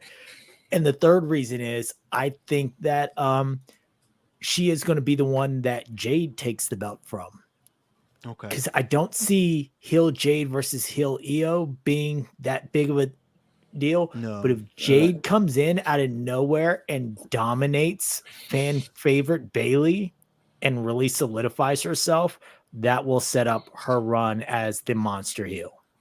That could happen, yeah, especially if they do. She's on SmackDown now, but all it takes is a draft. Bailey's definitely like one of those like face of the company, like send her to all the events with the belt and stuff. Yeah. All right, and then finally, night 2. Does Cody Rhodes finish the story? I mean, we have Drew and Seth. Oh, I forgot Drew and Seth. Yeah, Drew and Seth. Where do we think? Special guest referee CM Punk. Do you think that's happening? Special guest? We want to risk his tricep for him to make a count and watch him just fucking pull it again. My hope is that CM Punk is the host of WrestleMania and he can get involved in the match. Like the ref gets knocked down, and that like he could be the special guest for like the last 2 minutes, because I think he could get really distracting in that moment. Like there's a chance that everyone just turns on the match and chants for CM Punk. So that's like there was on that NXT show where LA Knight was the special guest referee. Like the crowd was just chanting for LA Knight the entire match. So I think for me with Punk prediction, he should be the host. You can have Cena there. You can have him have all these fun interactions of night 1, night 2. He can verse Snoop Dogg if you want him to. And then I Post think Malone. the ref gets bumped, and then there's no ref, and CM Punk runs down there with another ref or something, and he can like accidentally screw Drew, or maybe does it on purpose. But I think Seth's getting it. Drew is like the hot hand right now, and much like the Bailey thing, Drew I think has won like or lost like the last 8 title matches he's had or something, so it's not good. But we also legitimately don't know his contract status, so I do believe if like he's not signed, they're not having him beat Seth at WrestleMania 40. So I think Seth gets it, so they can do Seth and Punk at SummerSlam, and then we can go somewhere else. But I would be down for Drew to win, and you do Drew and Punk, and I think there's a fun WrestleMania where Punk is the champion going into next year's WrestleMania versus Seth. Like, there's many scenarios. I think Drew will stay with WWE, and I don't really care who wins this one because I'm happy with both. I know people keep shitting on Seth's run, but I think Seth's done a good job. I don't love the fucking visionary revolution. Like, I need him to change quick, but I don't think he will because he likes the costume. Yeah. So I'm going Seth though to be safe. I kind of feel the same way, and I've got it set up in my mind. My whole head canon already is that there is interference, and it's interference by Punk. I think Punk is going to cost Drew, and it is going to set up twofold. Because I don't think Punk is going to be ready anytime soon, but it keeps him in both of their mouths. Punk screwed me. That's the only reason I lost. And for Seth, it's this whole thing of you've been talking so much trash on CM Punk, and he just helped you retain your title. So how do you come to terms with that? So Punk comes in, hits a GTS, rolls out the ring, and just sits cross-leg and watches it all unfold as Seth Rollins has to accept the fact that he's winning because of CM Punk's help. That sets up more trash talk from both of them, keeping CM Punk's name in both of their mouths. And then wherever they take the championship after this, CM Punk's still involved. Okay. I can see that. I think mine is a combination of my reasons for different reasons you guys have said, because you guys have brought up like apologies for other WrestleManias and dropping it the night after and things like that. But I think Drew is winning. Even if it's just to get, even if Damian Priest cashes in on him the next day, I think they want the win in front of the fans for Drew. That's true. I would love that for Drew. I think he wants that. Like, I don't think like even Damian Priest is coming out like right after to cash in on him and take away. I think they want Drew with the title for that win. They're not going to do a Big Show recorded match. Yeah. I think someone said that that Big Show match is longer than both of the main events of that WrestleMania combined. It's like 36 minutes. The most long. random stuff. Why did the Big Show come out and he hadn't been on TV for months? Just terrible book. But yeah, I forgot about Drew not winning it. That he should, because that was a moment he should have. And he's mentioned that in promos, like, and Seth said it, like, you won in front of you can win it in front of a warehouse, but you can't win it when there's fans, like in the bright lights and stuff like that. I think he said that on his last promo.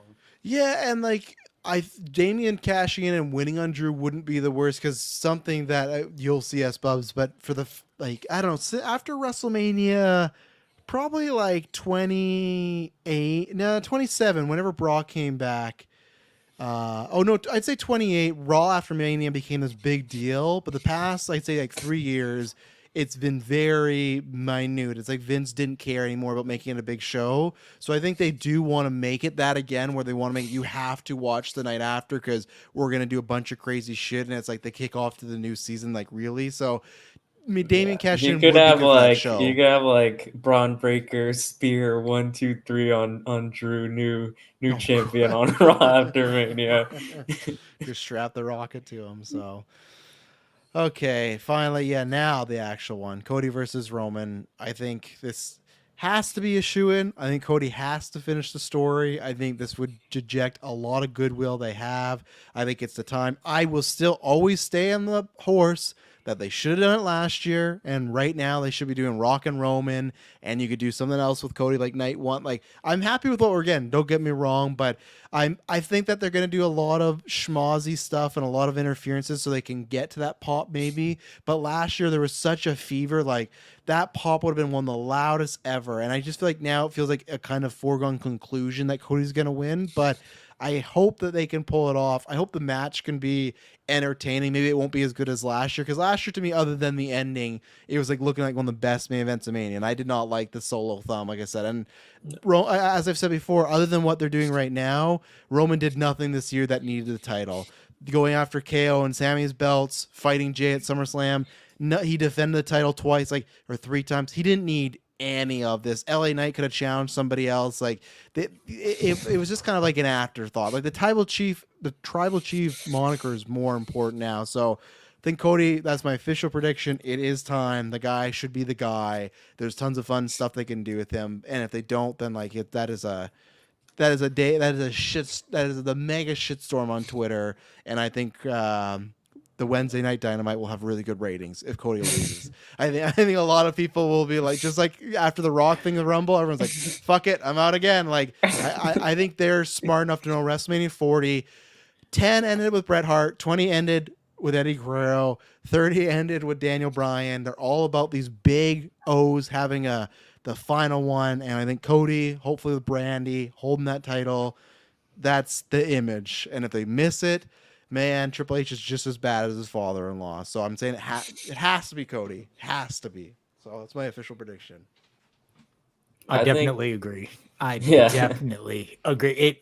There is no other option unless you want to drive your audience away. Yes. And with the way that Roman's schedule has been, Roman wrestled 11 matches in 2023 and has only wrestled 1 match so far in 2024. So the fact that he's doing 2 in a row, like he's knocking out his year. I mean, he's been on the slow decline, with the exception of during the COVID time when he dropped down to 33. Like, he hasn't wrestled more than 60 matches in an entire year, when he beforehand was doing anywhere from 150 to 200. So he's been teetering off big time. So there's no reason to keep this long running, the bloodline thing going, the part-time champion going, have the belt, have it prominent, because Cody's all about doing the interviews, being seen, doing this, being on different shows. He's going to promote your brand. And in a time where no matter what happens with the men's world heavyweight title, like if Drew wins it, Drew's not out there doing interviews every week. Seth's been kind of slowing down on that, spending more time with his family and his daughter. This is your guy who's going to be driving the tour bus around country Lex Luger style. Cody's just adding dates all the time. I feel so bad for Brandy as a kid when it's like Cody's working 25 days straight. I'm like, what the fuck? Like, I know they have the bus, but it's like, when is he home? Like, oh my goodness. Yeah, and I mean, it's the perfect time to just pull the trigger on it. Again, if you there's so many ways you can do it with the bloodline rules, because it's like they're just like, you could do it simply, like he just beats despite all the interference, or you have like the complete like whole roster coming out of the back with Stone Cold there. Like, you can do it as much or as little as you want with the bloodline rules, but I think he's winning. Yeah. Let's hope. If not, that second the Gimmick show is going to be, you're going to get a Travis rant on that one. You're going to see me at my lowest, man, because Cody and Kenny right now, it's like a tie, 1A, 1B. I love Kenny for the professional wrestling, and especially New Japan Kenny, but Cody, like, that's my dude right now. I've gone from been like Undertaker for decades, and then it was Punk for decades, and then Cody and Kenny shared it. Punk's still around, but Punk's just like, he's always getting hurt, my guy. Like, he's just barely around. But I mean, Cody is that people say the new Cena for different people, but he is that is what he is. I hope so. So we'll see. So speaking of Kenny Omega and Cody Rhodes, we're gonna do a quick little talk about AEW and the state of, and then we're gonna talk about I guess Slammies. We'll go through those quickly. So we can pull the Slammies. Okay, so and these are fan voted. Yes, fully fan voted, and they've always gone back and forth. They've changed. Sometimes been fan votes, sometimes it hasn't. But breakout superstar of the year: Jey Uso, Tiffany Stratton, Pretty Deadly, Dragon Lee, and LA Knight. I feel like I think Jey Uso will take that. Anybody else? I think LA Knight takes it. That's a tough one. Yeah, Dave would be the tiebreaker. Or do you have another one? I gotta go with Jay. Like, since it's fan voted, I'm gonna go with with Jay. If it was a company thing, then I would be thinking Tiffany Stratton or LA Knight. But since it's fan voted, I think Jay's going to get it. I mean, people are just absolutely in love with him. And LA Knight's been kind of cooling off lately. So right now, Jay is the hot one for the fan vote. Social star of the year. What does this even mean? I get it, but Grayson Drew. Waller, Logan Paul, Drew McIntyre, Chelsea I Green, think Drew's Liv Morgan. winning this. I think Drew's getting it. Yeah. Yeah, It's just too Drew good. has just been a god on Twitter. Just absolutely amazing. OMG moment of the year. Rey Mysterio punches Dominic Mysterio. CM Punk returns to WWE. Io Sky cashing Money in the Bank. The Rock slaps Cody. Cody slaps The Rock. Damage Control turns on Bailey. For me, this is the Punkster, right? Like, there's no like that's on the biggest. It's scary moments that ever. the other one is like there's another category with like pretty much winning for the same thing. But Yeah, it's a I return think of the year, I think, right? Yeah. Which is CM Punk. Yeah, he's taking both. I would those, say if CM Punk wasn't in this category, I think it'd be Rock slapping Cody. I agree. But it's definitely Punk winning this. Yeah, you got to go with Punk. I mean, the Rey Mysterio punching Dom, we all saw that coming. Damage Control turn on Bailey, we all saw that coming. The slaps are great in their own right. The Rock's more than Cody's. Like we saw after the Rocks, it was inevitable that Cody was going to do something, but it's got to be CM Punk because that one literally was like the, oh my God, we're doing this. Match of the year, Bad Bunny versus Damian Priest, Roman Reigns versus Sami Zayn at Elimination Chamber. First one was Backlash, right? Gunther versus Chad Gable, Raw in September. Oscar versus Bianca versus Charlotte Flair at 2023 SummerSlam, and Charlotte Flair versus Rhea Ripley at WrestleMania 39.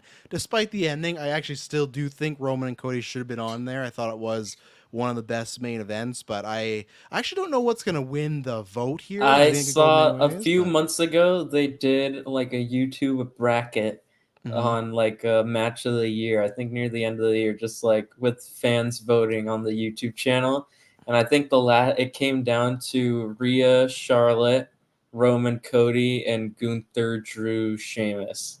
Oh, and yeah, those they didn't other two have that aren't on the there. list. So Yeah. then Rhea and Charlotte is winning. Yeah, and for me, that was my WWE match of the year, so that would be my vote, and that's what I think. Like, that, for me, is one of the best women's match ever. So that's who I'll say will win, but that's also my personal WWE one for match of the year last year. But I'm going to give it to Gunther and Chad. Like, I think that when people start voting for this, they are going to look at that and remember that they had just a pure match, and it was just an incredible wrestling match. And I think that's going to tip it in the eyes of the fan vote. But I feel like there may be some people who was just haven't great. watched that. If it was just like on some Raw over Yeah, having true. been one at WrestleMania, I think they'd vote. More people probably vote Rhea, Charlotte.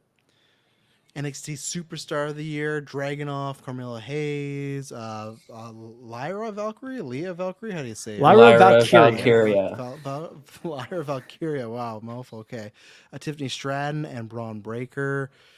I really don't know because I've not watched enough NXT to know which way like this would go. I So think this is Tiffany coming. probably wins That's for fair, fan yeah. vote. I'm surprised Trick didn't make it to that Me list. too, That's yeah. weird, but I think Trick Tiffany would have been wins. my choice had he been on here. So yeah, it comes down to Tiffany Stratton and Carmelo Hayes. Carmelo has been consistently good, and even when losing it, I mean, he's been putting on consistently good matches. Ilya Dragunov is good, but character-wise, doesn't really connect. Yeah, he's like the how people say like how characters in AEW are I wrestle good. That's what Ilya Dragunov sort of is. He's like I wrestle cool and I'm not scared of anything. That's like what his character is. Braun Breaker is stale even in his heel work, so it's and Lyra Valkyria she's there. I've been liking her more. Like I think this Tatum storyline made me like Lyra Valkyria. Like before, I thought Lyra Valkyria was like okay, but I think the stuff with Tatum has been really fun. Yeah, so it's going to come down to Tiffany Stratton or Carmelo Hayes. I think fan voting wise, it's going to go to Tiffany Stratton. Okay, Rivalry of the Year: Seth Rollins versus Drew McIntyre. Dominic Mysterio versus Rey Mysterio, Bianca versus Damage Control, Roman versus Cody, R-Truth versus Judgment Day. I think it's a pretty easy vote there with the Roman and Cody, in my opinion. I don't think the other ones. I honestly think R-Truth Judgment Day has a shot, just social media. I think Roman Cody's winning it, but I think that may be like the runner-up because those segments, those do numbers. Those are Yeah. R-Truth's a needle mover. I would love to see the percentage of the votes afterwards, because I do think that Roman versus Cody is going to run away with it, but I do think R-Truth and Judgment Day are going to be second place, because R-Truth is just pure comedy gold. Faction of the year: Judgment Day, Alpha Academy, Imperium, The Bloodline, and Damage Control. I think Bloodline's probably winning it. It's tough, yeah, because I can see the Rhea name hype for Judgment recognition. Day, but yeah. I'll say The Bloodline will take it. Yeah, maybe they've Judgment got the name Day behind them, but Judgment Day should win because they have been just great in everything that they've been doing. I'll change my vote to Judgment Day. Just this isn't really for any points, but I'll change my vote for it. Yeah, the Rhea thing helps, and people love Dom, so we'll see. Yeah, I'm gonna go with Judgment Day, because if it's fan voted, fans may be tired of the Bloodline, and Judgment Day has been great. Again, their stuff with R-Truth has been amazing. JD being just the guy to pick on has been amazing, and then Finn Balor's been putting on quality wrestling. So. Return of the year: CM Punk, The Rock, Nia Jax, Randy Orton, and Naomi. I think, like we said before, Punk has this one in both. Yeah, that's a lock. Yeah. Nia Jax has been good from all the matches I've seen since I've watched. Have actually been pretty good. Best entrance: Cody Rhodes, Roman Reigns. Like I love Roman, but he just longest entrance. It's not like the Undertaker where it's long, but it's super. I saw a clip of, I forget, it was from a few years ago, and it was the one time the producers told Roman they were short on time, where it's one of his entrances, the Matt Riddle match, and he just just speedily walking towards the ring. Seth freaking Rollins, Bianca Belair, Rhea Ripley, Becky Lynch, The Rock, and Dominic Mysterio, specifically the 39 one. I feel like that has a chance because it was a fun meme, but I feel like the whoa has taken a life of its own, so I think Cody will get it. But if there is a Cody or Seth, I think, just if it's fan voted, because people like saying something. Yeah, it's got to be Cody. I mean, everyone with the whoa, the pyro, the whole entrance, everything with it. It's got the Rumble. Cody. Yeah, he was I think he was the only one with pyro, and Austin Theory for some reason, because he has his pose and they always hit the pyro. They even for some reason they did it at the Rumble. There's only 2 people with pyro in their entrance. Male Superstar of the Year: Cody Rhodes, Roman Reigns, Seth freaking Rollins, Gunther, and Logan Paul, which is Logan Paul's been putting in some good work, but he's not around that much for me to be Superstar of the Year. I don't know. That's kind of a weird one. I think there's someone else could have been in that slot, but I think it's Cody. It's Cody. How many Slammys is Cody picking up? All-time Slammy Award winner. What? I don't know who's the record. 4. I know Owen had 3 at one point, and that was a big deal because he always used to hold the Slammys and stuff. Female Superstar of the Year: finally, Rhea Ripley, Bianca Belair, Bayley, Io Sky, Becky Lynch. I think Rhea's taking this just because, again, and that's going to be the ultimate sign of we need to turn this woman full babyface because, yeah, she's a heel. She's part of this group. She, helps people cheat, but people are loving her, whether it is her using her sexual machismo, whether it's the great character work, whether it's just because she's so good in the ring. She has everything going for her. So I think Rhea, she gets this. Yeah, definitely. Yeah. It's a lock for her. Yeah. There we go. So we'll report back on the Slammies after on the next gimmick. So the Sunday, I assume in the afternoon before WrestleMania is when they're doing it. Which is do they expect talent to be there? Because what a fucking shit deal! I think you're prepared for big match of your life. They announced some I mean, I assume it's on that world thing, right, or whatever it is. Yeah, it's at I think Punk's there, big Becky's convention there. center. Yeah, they've announced a ton of people Randy Orton. Yeah. Strange, but let's talk about a little AEW. And so this is something, obviously, I've talked about Trash Told. You've been around since 2019, and again, I think like myself, many other people have theorized that because WWE is so shit, that helped create the brand that it was very hot, very heavy, and then there was a lot of turbulence the past couple of years. And I was speaking of Cody, he left, and that was I always said this is the first sign things could turn. And then the CM Punk drama happened. Whichever side you are on, doesn't matter. It happened, and probably was not good for the brand overall. And then you have even recently MJF's title run, which is debate of like everybody wanted this fucking guy to have the title, and then when he did after, it's like, oh, this guy ruined the company, brought the brand down. And as you can see from ratings, it's like for a while they were rocking like a 1.1, a 1 million all the time, and then dropped 900. Then recently they've been sitting at the 800. So David, give me like, what do you think the state of AEW is right now? Some pros and cons, and is there anything they can do to like climb back to where they were before, or is it a case that they're just, this is like the new middle ground? Could they even go even lower and stuff? We don't know with the TV deal yet because the NBA rights are all up there. So I think obviously if they go off of Warner Brothers, that could hurt them. But what do you just feel about AEW right now? They've a lot of big signings too. Ospreay, Monet, you got Okada. So as far as like talent, they're not lacking that. But what do you think is going on right now? I think for the last couple of months, AEW has been in a not low period, but a lower period than what they are used to, but they are poised for a comeback. Like you said, Okada is going to bring in worldwide recognition, not so bringing in more people from that Japanese audience who I love New Japan, but it's been getting stale recently. So if you're bringing in more audience from over there, that's great. Same thing with Will Ospreay. Will Ospreay is known around the world for his wrestling. Both people in WWE and around the world, they give him credit for being such a phenomenal wrestler. And both Ospreay and Okada will not be around 300 days out the year. They both said part of the reason why they came to AEW is so that they could still live in their respective homes. So, but I do think that gives you some interjection while you wait for the return of an MJF, while you continue to do other things. We don't have a timetable on Kenny Omega's return. Yeah. But I'm going to suspect that he's going to be back before the end of 2024. I and hope, yeah.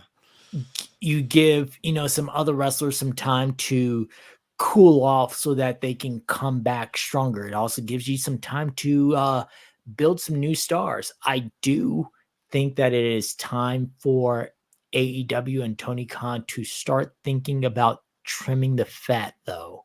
I do think that they've become a little bit bloated, and it's time to let some people go, not because they're not good or not because, it's just one of those things that you have too much, you're not doing with it. Let these people go, make a living somewhere else, and then use the people that you have to try and build back up quality television. Because right now, you're like my kids in that drawer back there. That is a drawer just full of wrestlers. That is the same thing that Tony Khan is doing right now, where he's just collecting them and saying, hey, you're awesome. I like you, but you know what? I'm going to take you and I'm going to throw you in this little drawer over here and keep you until I need you again. Keep you till I need you again. Sounds like it's like some puppet master. I wanted to say before, because I didn't think about this in, like at any of my points. I think along with the talent, one thing that has hurt AEW was also the multiple shows, because I feel that I agree. Sean Ross Sapp has said this. I listened to the show. He said this multiple times, where I think people wanted another company. They didn't want another wrestling universe, and to be like, you have Dynamite, Rampage, and Collision. I wonder if we lived in a world where it was just Dynamite, what the numbers would be. If it's like that's your one place you can see all the AEW guys, and like you said, and gals, and like you said, they have so many people on the roster. You can't do that because it's like you can't fit all that into 2 hours. And I also get too, if WWE comes to you and say, hey, we're going to pay you to do an additional show, you don't say no, right? Because that you can sign people like that. But I do agree that even if it's not firing, maybe let, I know people want Jericho, but like, unfortunately, like Jericho's not going to go anywhere until he wants to go somewhere. Like there's some people that he will stick with. So for me, that's another thing of like the multiple shows, because I will only tune into Rampage and Collision more so, but Collision's just tough because it's on Saturdays. And if there's one family event, something, that's it. I can't do that. And even with Friday, sometimes it's tough. And I feel like Rampage recently, they've made it very much like the Sunday Night Heat show. This week was different because it was after Dynamite, so they stacked it, and there's like that great woman street fight, and Sky Blue was popping off and everything. But I think multiple shows hurt it. I did think some of the drama hurt it a little bit, and I think there was a lot of mixing around. The backstage politics did become more interesting than the front screen politics, but I think I don't know if they can get back to the 1 million mark, and that's the thing. I don't think they can. I don't think they compete with WWE now because I think WWE is like doing good quality shows again. I think if WWE ever dips, or like I said, if like Cody loses, if something big happens again, that's where I could say, okay, AEW is right there to like take the scraps. And like, if you need someone, here you go. And they have a lot of stars over there.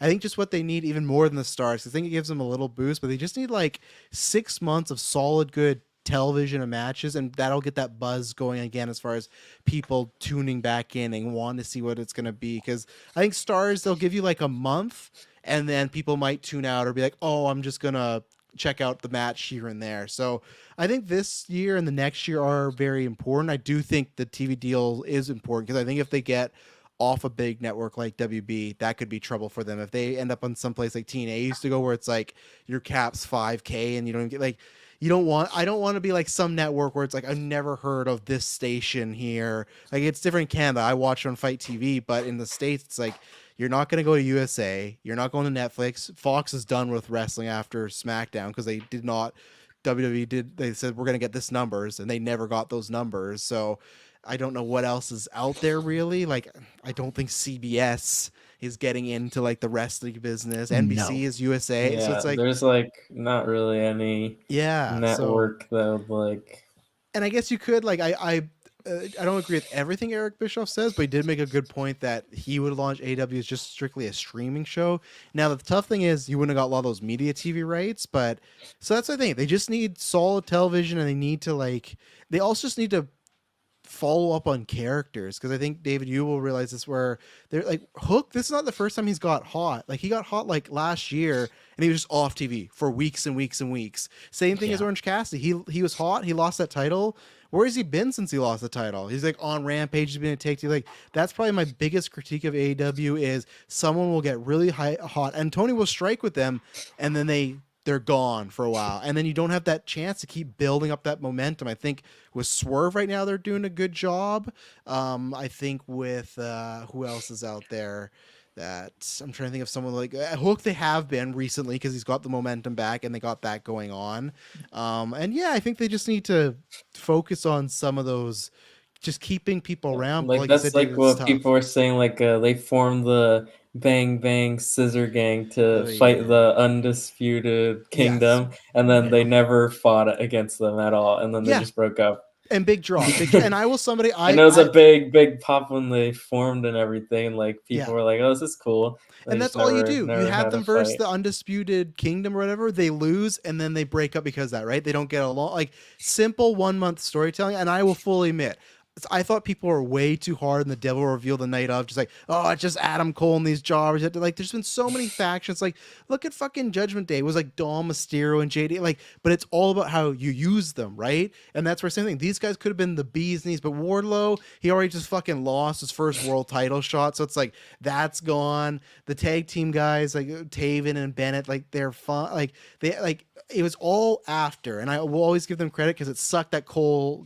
and MJF got hurt right in the moment. It was shit timing all around, so there's probably a better version of the story, but they definitely have dropped the ball there. So I agree, like what I was saying, follow up on stories. Before Survivor Series. Yeah, CM Punk, there's a universe. CM Punk being that devil would have been huge. And AEW used to be known for its long-term storytelling, and that is something that they have definitely been dropping the ball on. Like, it used to be a thing where, like, you could look back and be like, oh man, that was set up for months. But again, look at Kenny and Hangman. That was like a whole year storyline for him getting that title.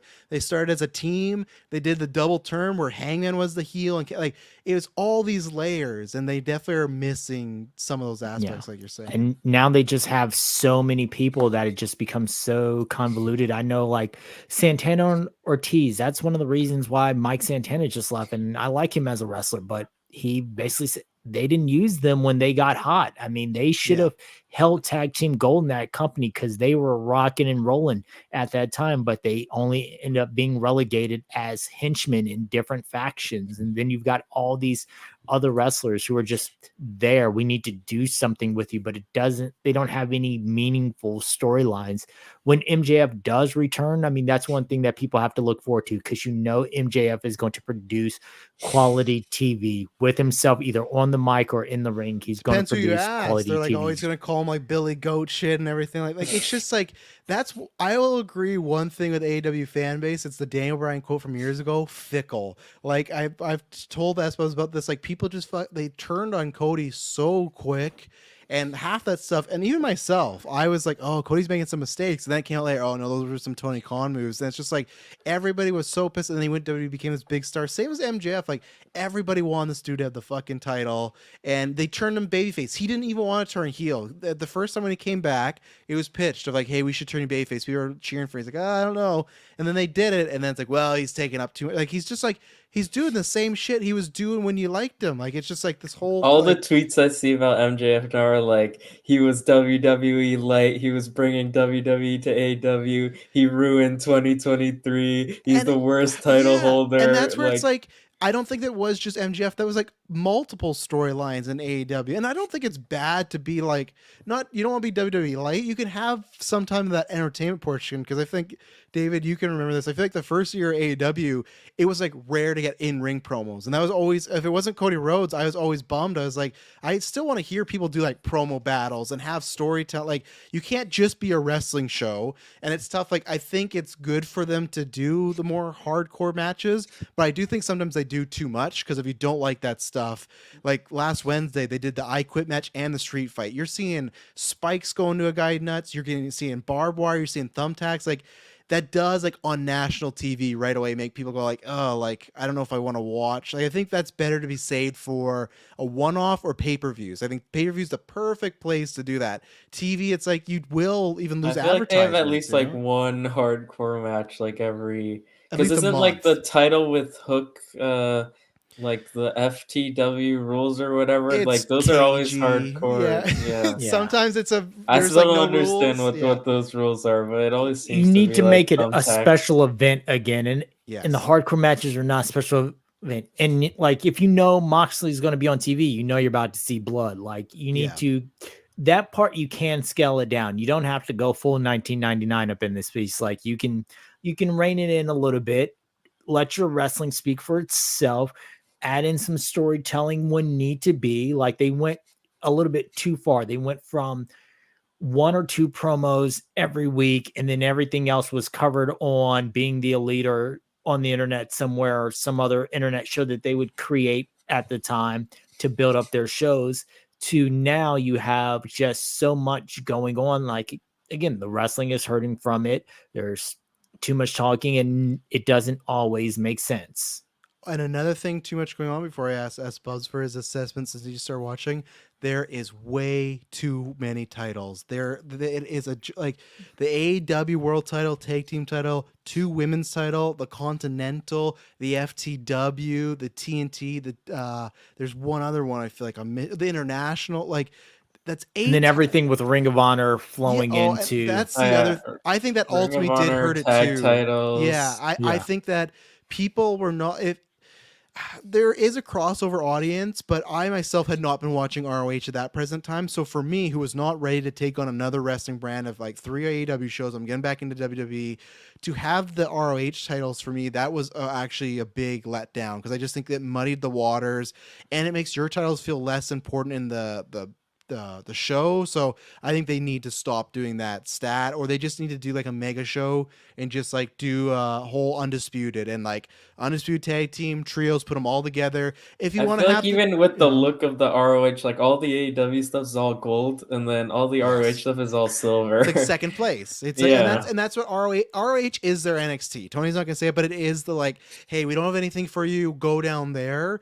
But that's sometimes tough too, because I feel like it sucks when I get WWE guys coming in. That's great, but when there's homegrown people like Top Flight and they're over there or stuff, it's just like, or Athena, you don't see her. She's not like, I was excited for them to be on AEW, not ROH, and I'm not on Honor Club. I don't like I will every once in a while, but that is another thing of like, at first I thought it was good. It's a good thing for him to buy ROH because he has that library, but now having the other brand, I think has been it's almost like he should like give like that if to they somebody, had the streaming service where you could get like the package, the ROH plus AEW package, I think it'd make more sense to see the titles more.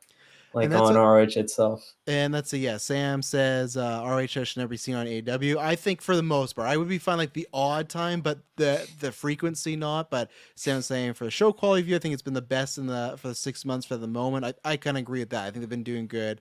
T ratings wise, it's hard to move the needle. Casual wrestling fans seem to be few and far in between. Feels like Dynamite at least should be rolling stars start to finish. They've shifted away from a lot of fringe talent, which is good. Leave that for Collision.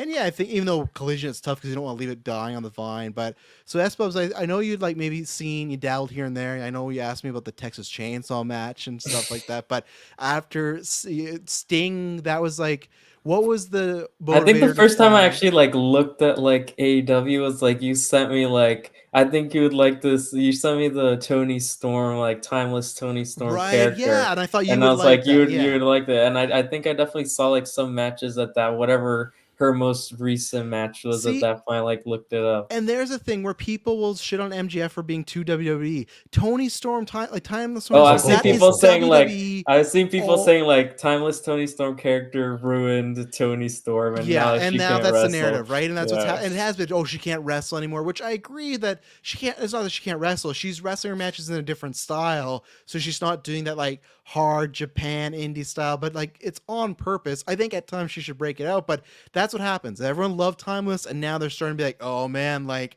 and fine, fucking turn on her, turn on her and see her go to WWE and just become like that is a gimmick that WWE I think are salivating to get. I don't know if she'll go back because she was like I was there. playing 2K24 and I had like the custom Tony Storm. I did too. I downloaded her too. That's like the first one that like popped up to my dad. Like, oh, who's that wrestler? Like that seems interesting. And I think that she had a bad experience the first go around, but like WWE is just gonna be like that's one. I didn't have her in my AEW WWE talent swap, but that's one. Think about the WrestleMania entrance you could give timeless Tony Storm, and that's what I mean. AEW fans be fickle, piss on her, make her turn away, and then you're gonna lose her. You're gonna lose like something that's actually like have some crossover potential. But so you said timeless Tony Storm. So what has been your thoughts since like you kind of started seeing there, and then you watched the Sting stuff, and you've been dipping? It's definitely been more like background stuff besides like a few matches that I've watched. But honestly, like I don't see anyone saying that the matches are bad. Obviously, they're all pretty good, like to like really great. Definitely I agree with what people saying, like the stories, it's either like there's like not much story, or you're like just jumping into something that you feel like you need to have a lot more context to. Like, oh, these people knew each other, like they had a match 15 years ago and that's why they did this in this match. They do a lot of, and I think that is one thing I will agree with, they do a lot of telling you, hey, this is Okada, he is one of the greatest wrestlers of all time. But like I think they still need to, like, for him and other people, build up to, like, let's say you've never seen this person in your life.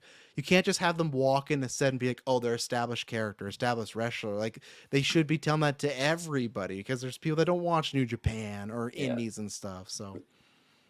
And also with the thing of like bringing the fans and stuff, I do agree with what people say. Like a lot of people who are excited for Okada and Ospreay already watch AEW. That's true. Yeah. And also with them too specifically, since they've been on AEW like multiple times before, like them signing isn't like as huge of a deal as if they were like if Okada had never been on AEW before and they just signed him and now he's like this big deal. I think it'd be a bigger deal. It's like a guest star going to like a star now on the show. Yeah. And that's where like Mercedes, and that's where like, again, wrestling fans are fickle, because like there was a good gate. It wasn't as big last time, but like good gate. And then her segments draw ratings. And of course they got like the 800K. So the meme becomes, oh, look, she can't draw anything. Even though you look at her segments, over 1 million. So like clearly you show, okay, like when she debuted, there's like an interest in her. So that's the thing where it's like, that's one where first time there has a following, but we'll see. Cause I still think like, unless you're getting like The Rock, Roman Reigns, like unless you're getting top tier, like I think people move the needle for a little bit, and that's all about the booking and the stories. And I think that's something that like with CM Punk, not that they screwed up, but I think they almost took too much time of him wrestling like a lot of like, here's some random, like not a random guy, but here's a guy that's just gonna wrestle, right? Where there's so many matches that we missed out on, and that's definitely like they gotta they gotta, and I think they've been doing good recently. Like the past few Dynamites, they're previewing good matches, and like you said, Sbubbs, like that's at least AEW. It's like the wrestling show where you know you're gonna get quality matches almost all the time. But Yeah. I've seen people say I think like Collision is like or Collision or Rampage. I haven't watched those yet really, but I forget which one people say is like pretty much like an exhibition show. Like these two don't really have a story, but they're just gonna have a great match. oh yeah, I think they kind of both jumped away. Rampage, I think that's Rampage because they'll just throw on, and even for myself, they'll throw on like people from in the Mexico territory that I have no idea who they are. Oh yeah, they but had they like tell a me it's gonna they be like have the like biggest a match. CMLL invasion or what? I think they even went Yeah. like they had like what's the name like Blackpool because they went to like Yeah, Blackpool Mexico. Club. Yeah, they Yeah. had some match at one of their shows like because they had like a storyline that they like invaded like Collision Yes. or And something. that's to David's point too, where like I like seeing some of this talent, but And they again, have like there's the show, and like it's weird because they all have the shared roster, but then there's also like show specific storyline. Like the whole like Soraya's brother is like a Rampage exclusive story. Like I don't think he's been on any other show. And that's where I am Yeah. too. Like, if you're gonna keep these 3 shows in the future, we'll see what happens after the WWE TV deal. But then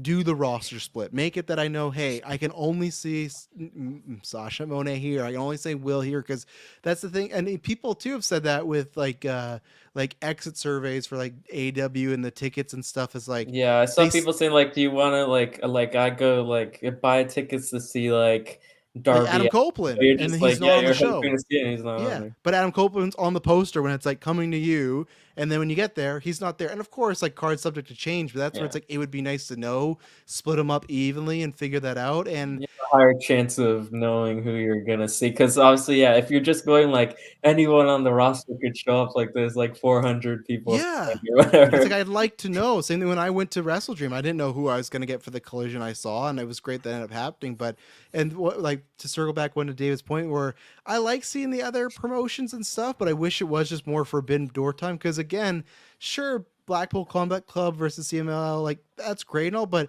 there is so many people in AEW. I'd still rather see the people on that roster first because there is so many missing. But then they get sent to ROH, and that's where they are. So, yeah. Yeah, it just go back to making special events. Forbidden Door used to be a special thing, and now it's just like, hey, random guy on a Saturday night is coming over.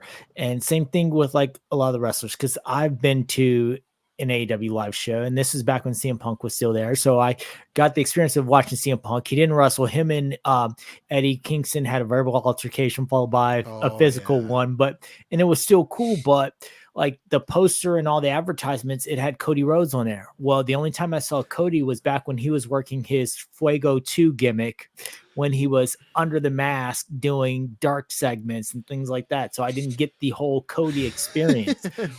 Jericho was on the poster. I wanted to sing his theme. No, he came out for commentary, got no music or anything else. Like Justin Roberts got a bigger intro for him coming out with his Golden Girls Titantron than Chris Jericho that evening. But it's just one of those things. Everything was just so muddy that just didn't know. So make it a big deal again. And if you kind of split those rosters a little bit during the CM Punk comeback after his injury, they did kind of split it a little. Yeah.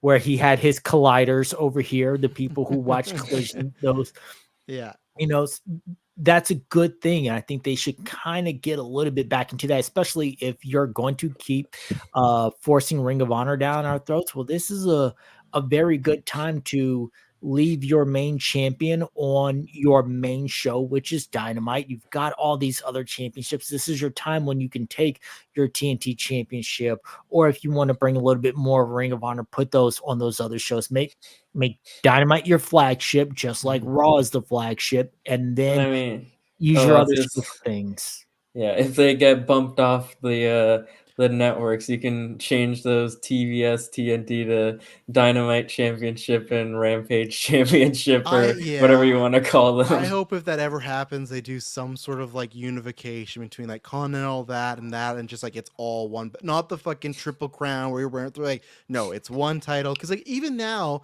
this Continental just got established, and Tony's like, yeah, I think with Okada winning it, I think that's going to be like our number 2 title, and it's like, what does that say about like Orange Cassidy, like have like this big run or all these things, right? Like, and I'm fine because Okada like 6th title. Yeah, like I'm so down for like the rumors that they want to make him the monster heel. Perfect. Like the dude couldn't be a heel in Japan for the past 10 years. People liked him too much. He's having like this work he's doing is great. Like this overconfident, just like pompous asshole, like who like that's working. Like thinks he's call better him than by everybody. his full name.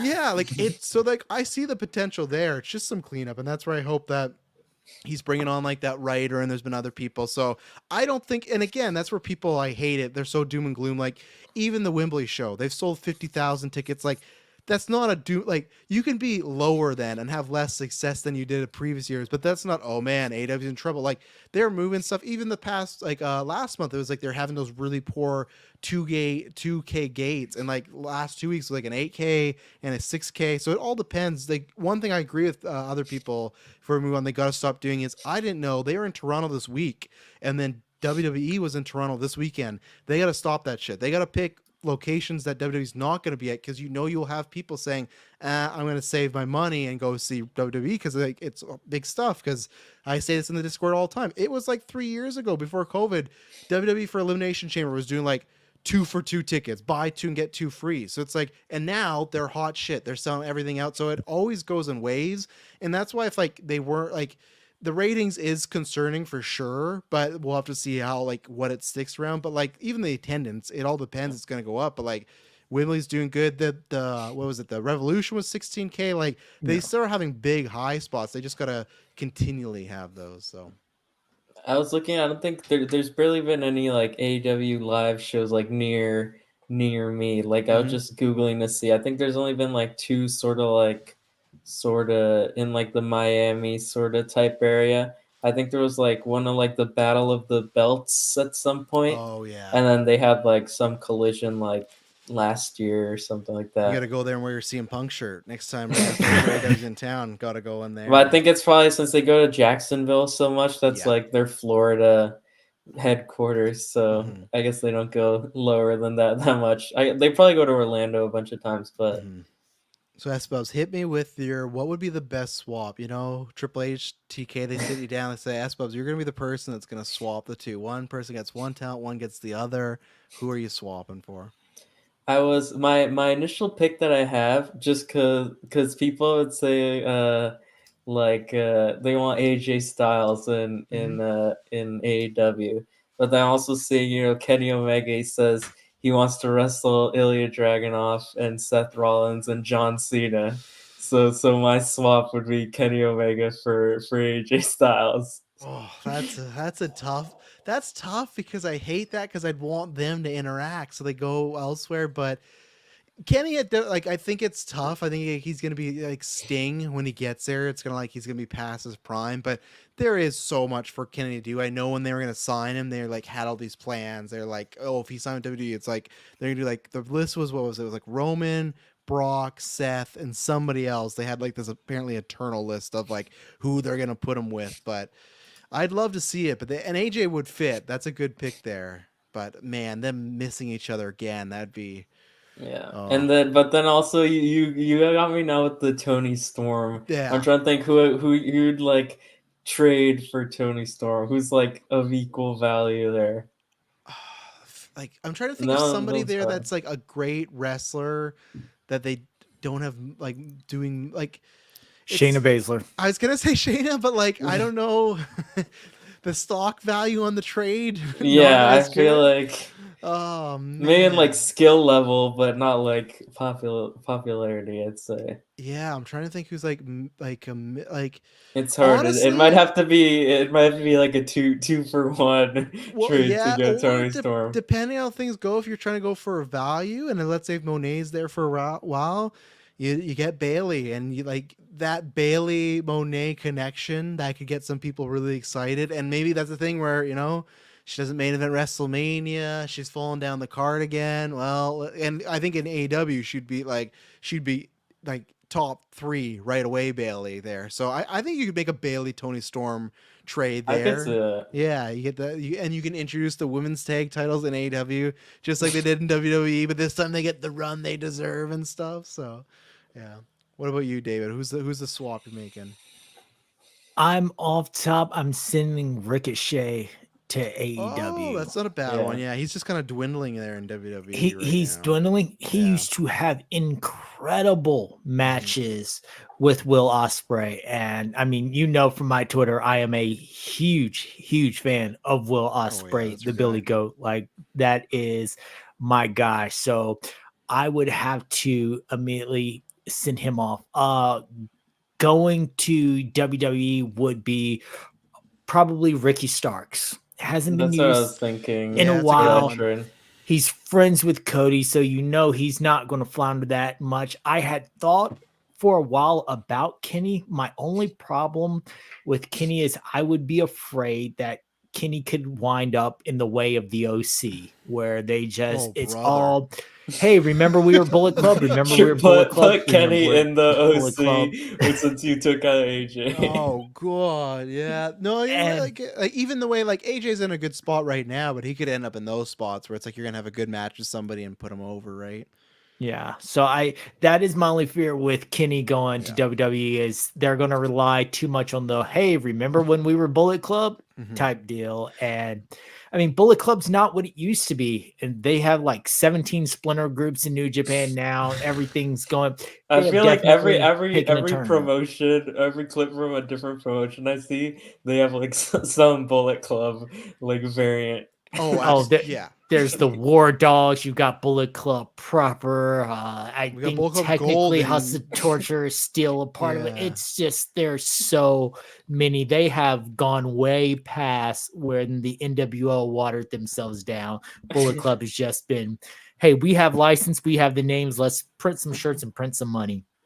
So yeah, I would ricochet to AEW just so I can get those massive wrestling matches while he still has the ability to do a realistic one. Like I could see Ricochet to AEW. Yeah. And Ricky Starks, he's going to WWE. Like when that contract's up, he's going to try his best. So, all right. So I'm dipping in the Bullet Club fandom because AEW, this is where I do believe to an extent, I think it's an arrogant thing to say, but when they re-signed Mac Jackson was like, we're the main characters of AEW, right? And I think there is some truth there. And I think AEW, like other than when Punk did sign, he brought all those people, their highest has been like when Bullet Club drama happens.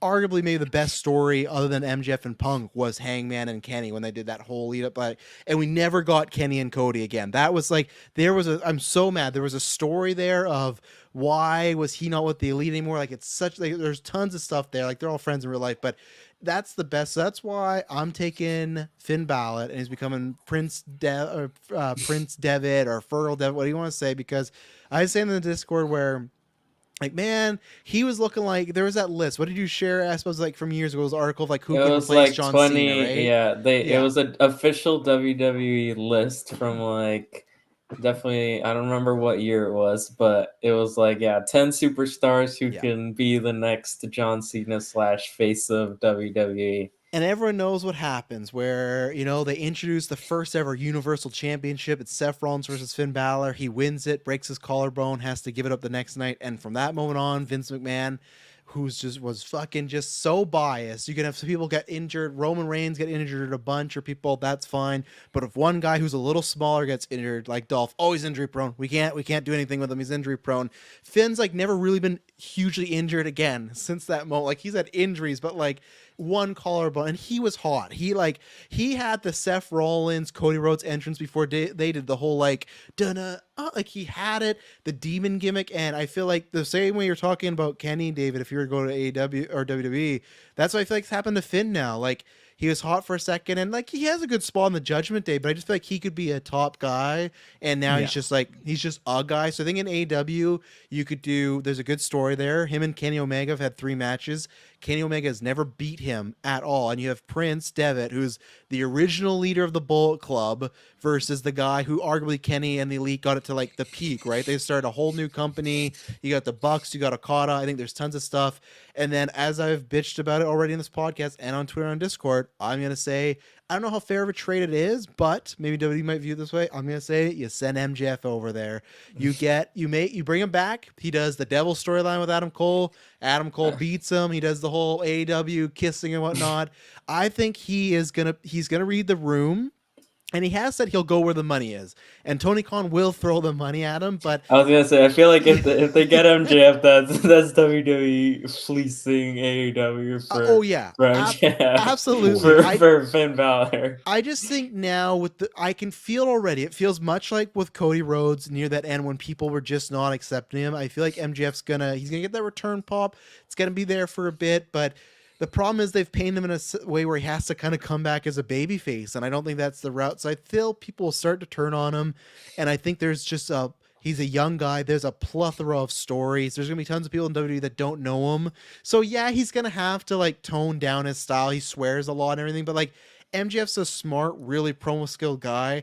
I don't think he's going to have any issue. And everyone every 3 months forgets that MJF can actually wrestle. He can put on some of the best matches in the world, but they just think he's like the Miz. And it's like, no, man, like this guy can go against anybody. So I that's the swap I would make, that MJF for Finn Balor. Maybe Finn Balor has like a little cash attached to it in the trade too, like the like in like GM mode. Like that's what you can do. But like 200K.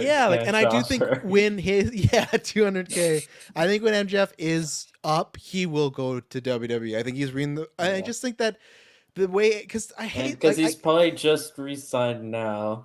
The rumor is, he did extension. The rumor is 2027. He actually sounded like, I think the rumor by then, if it's on Netflix, maybe he'll be able to soar a little bit. Yeah, maybe. the rumor was he re-signed in 2022 or whatever, right? And here's the thing, Kevin, you're saying, but MJF going to WWE won't be the same. I agree to an extent, because this is the way I feel about CM Punk. I love that CM Punk's back in WWE, but you can always tell there's like a little shackle on him. He can't be his full self. The eyes, Chico, the eyes. But in AEW, for better or for worse, he got to go out there and he could do whatever the fuck he wanted, because Tony Khan was, such a mark for him. That CM Punk AEW, maybe other than ROH, CM Punk is like the best CM Punk, because he had nothing to hold, just could go. And MJF would have a little bit of that, but I think he can adapt. I think he can do a good job. I think he can be a top heel there, because that's the other thing too. WWE doesn't need no baby faces. They got Seth, they got Cody, they got Jay, they got Sammy. There's other people coming up from NXT like Trick Williams. Like MJF, he prefers being a heel. It's easier to get, or like they definitely have a lot of big baby faces now that they've been building up for a while. Exactly. You don't need to just put someone in and just tell them like, this is going to be you're going to love this guy. And talk about this right away. Imagine like, even if Cody was still champ, that's a story right there. There's tons of MJF stuff. So Roman's going to go away for a bit. So that would be my swap, and we'll see what happens. So, okay. So what we're going to do here, Sbubbs, I'm going to bring the wheel for the randomized, but our last topic today, can you explain the point system? So we're doing a fantasy draft. Works the same way as football, any other sport, where we're going to draft 11. We'll get to the 11th spot in a second, but we're going to draft 10 based on who we think are going to do the best. That's what's going to give you all the point values, and he will reveal what our 11th pick is. So we're going to have 11 picks overall. We will mark it it's 2 weeks away from WrestleMania. So when we do this again next year, it'll be 2 weeks away from WrestleMania 41. That's when we'll reveal a winner, and we'll redraft and everything like that. So I want to, but go ahead. I want to say start the points at WrestleMania. That's a good. I like that. Start off with a bunch of points at the start. Yeah. I can go through here what the rules are. So I made this all. There's not many ways to lose points. It's usually all like cumulative, and for all these, you would get whatever the highest point value is. So if one thing would give you 1 point and one thing gives you 3 points, and you do both of them, you get the 3 points. Not that way, it's just easier for the calculation of all the points and stuff. Bob's Excel sheet working overtime. Yeah. Okay, so if you have no match It's just 0 points. Zippo. You cut a promo, no good. No. 1 point for just being in a match. Like if you're in a match and lose, that's 1 point because you made your appearance. 2 points for winning that match. 3 points if it's a successful title defense. 4 points if it's a win in a stipulation match. So I guess I'd say pretty much whatever stipulation. No DQ tables. Yeah, I'm down for that. It's a specialty match. So yeah, sure. 5 points for winning a title. Yeah, I like that. I'm thinking, I don't know if I might adjust that value. I'm not sure. Are you guys good with 5 points for winning a title? Yeah, I think 5 for a win, 3 for defense, because I think a title win is usually like it's a bigger deal, right? Because you're like you're getting it for you're a guy or gal, they're knighting you in a sense, right? And then for all these points, it's double points if it's on a PLE. So if you're winning a title on a PLE, that's like 10 points. Perfect. Then so here are two big ones. So if you win the Rumble or Money in the Bank, that's 50 points. Oh, yeah. And it's 50 just because Money in the Bank, technically you could win it outside of a PLE, like if you challenged for it. But really, this is 100 points because you're doing it at the PLE. And then the other special one for the draft is the 50-point Legend Return / WWE debut.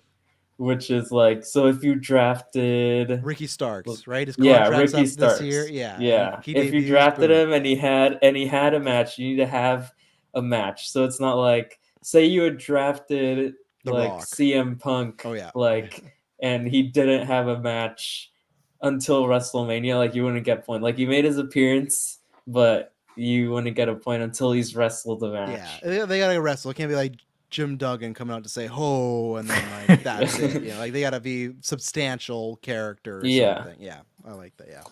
Yeah. Okay, then for some ones where you can lose points, so -4 for losing a title. And so that'd be -8 on PLE. And then -25 or -50 if it's a failed cash in or failed Rumble title shot. So like if Bailey lost or if Cody lost, that's -50. Finish the story. And then so this one also 5 points for main eventing a weekly show, and then +20 for main eventing a PLE, and that's outside of the double. That's not like the just fixed value. Like 5 if it's a weekly show, 20 if it's a PLE. Yeah. And this is counting to be sure because you didn't say that it's Raw, SmackDown, or PLEs, right? It's not. No NXT. Yeah. So if you drafted like Braun Breaker and he's getting wins every week on NXT, you're not getting unless it's on main roster. So that's like be a future value draft if you think about it that way. And then I guess I just put in there we could change things up at like big 5. So I'd be including like Money in the Bank. If you need, I don't know how many I want to put to like be able to change, but that'd be like for like injury reasons, not as in like I don't like this person anymore. Somebody tore their ACL, they're out for 10 months. Or free agent, like they got released and they're not doing anything, right? Yeah, I like those points. It's like so Rumble Mania would just be new draft, I guess. Yeah. But Money in the Bank, SummerSlam I put in there, but I don't actually know because that's sort of close to I think maybe just. Do you have Survivor Series on there? Or? Yeah. Okay. You could just draw. You could draw up SummerSlam because I think Money in the Bank could be fun because right before because we could see who's in the ladder match and then we can make some picks so I'll take out. So just Rumble, Mania. We're gonna do the draft anyway. Yeah. Money in the Bank, Survivor Series. Yeah, so sort of like 4 spots there, and then so the 11th pick here is your jobber of the year. So for this one. It's you draft who your jobber of the year is. So you get 2 points per loss and -1 per win. And then all these points are added to your total at the end of the season. And if your pick had the most losses, that's an extra 20 points on top. Nice. That could win it. Your jobber could win you if it's a close one. Yeah, right? So- because it depends. I wanted to put -1 for each win, just so Oh, I I like don't know, that. just Yeah, because there should be it's winning. just Yeah, funny. so that's good. Yeah, and Espos has this also. Each episode, we will update you guys on the rankings. Every episode, we'll pull it up and see who's doing what. So, all right, I'm going. Oh, and to- also I've got another pick here for bonus points. I don't really know how many bonus points, but this would just be only apply to WrestleMania. But we've got how many super kicks will the Usos hit each other at their WrestleMania match? So I'll just read here. I have 15. Travis has 12, and David has 17. Okay. So I don't know. I'll just say like 10 extra points for that Perfect. Usos 10 match. extra points for the super kicks. Super kick party. Yeah. Okay, so we'll pull it up. We're gonna use the GV wheel to see who's going first and whatnot. Are we want to do a straight order draft or a snake draft? I'm fine either way. I think just straight order if it's Straight just order? 3. Okay. Let's do this. So we'll see. This will be who's going first. Gets the first pick of the draft. Oh, keep going. Oh my goodness. Okay, so Sbubbs is getting it. So we'll see. We'll move him. We'll see who gets the second place now between David and myself. Okay, so I'm getting second place there. So David, you got third place there. Oh. So you gotta pick the bones, but does it not? You're not least there. So okay, I'll get my notes. So I'll do the draft. I've got my list here, yeah. Draft. Okay, so Sbubbs, you get the first draft pick for the official WWE draft. Who are you picking? I mean, it's a pretty clear, obvious number 1 pick. I'm picking Cody Rhodes. Oh my god! That's why I just won number 1, so I get my boy. But here he is. He's picking that. All right. Ugh, that's tough. This one's tough for me because she doesn't always wrestle too much, but as I said, I feel like she's going to be booked as a monster, maybe a little bit. I'm going to pick Rhea Ripley. I'm going to go that Rikishi effect got me going on. I think she's a great top draft pick, and I think, like I said, the pay-per-views, I don't see her losing many. I think there's lots of retain going on. I think there's a good chance she could main event, not this year, but in the future. So even winning a Rumble, I don't know if she loses a title. Like she's a high-profile person. So barring injury, I think she will be around quite a bit. So that's what I'm going Honestly, with. I didn't even think of the Cody main event. Like that's like 40 double main event of WrestleMania. That's pretty good. Yeah, let's hope you lose that. Now I need Cody to lose. losing like 200 points on the first day. Roster here. Okay, David, who is your number 1 pick? Okay. My number 1 is going to be Gunther because I think that they're going to keep him strong.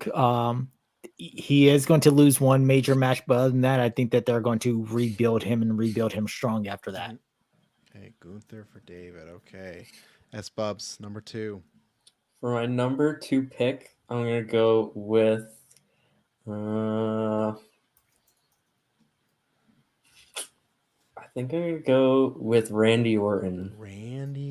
Because I feel like he has like just SmackDown main event, like he's fighting Waller Theory every week. He has like PLE matches. That's true. Like he's squashing Solo in like 3 minutes on SmackDown. And I feel like that's consistent points. Like I feel like he's having matches, even if it's a tag match, like he's in there and he's gonna be points every week. Okay, I'm going to pick this man, who, as I've said before, I really want a gimmick change, but I think he's always going to be around, get some wins. He's main event in WrestleMania. I'm picking Seth Rollins. I refuse to use the F word. I hate the fucking name. I hate it. I'm ready for it to move on, but I'm picking Seth Rollins. I think he'll always be in the picture.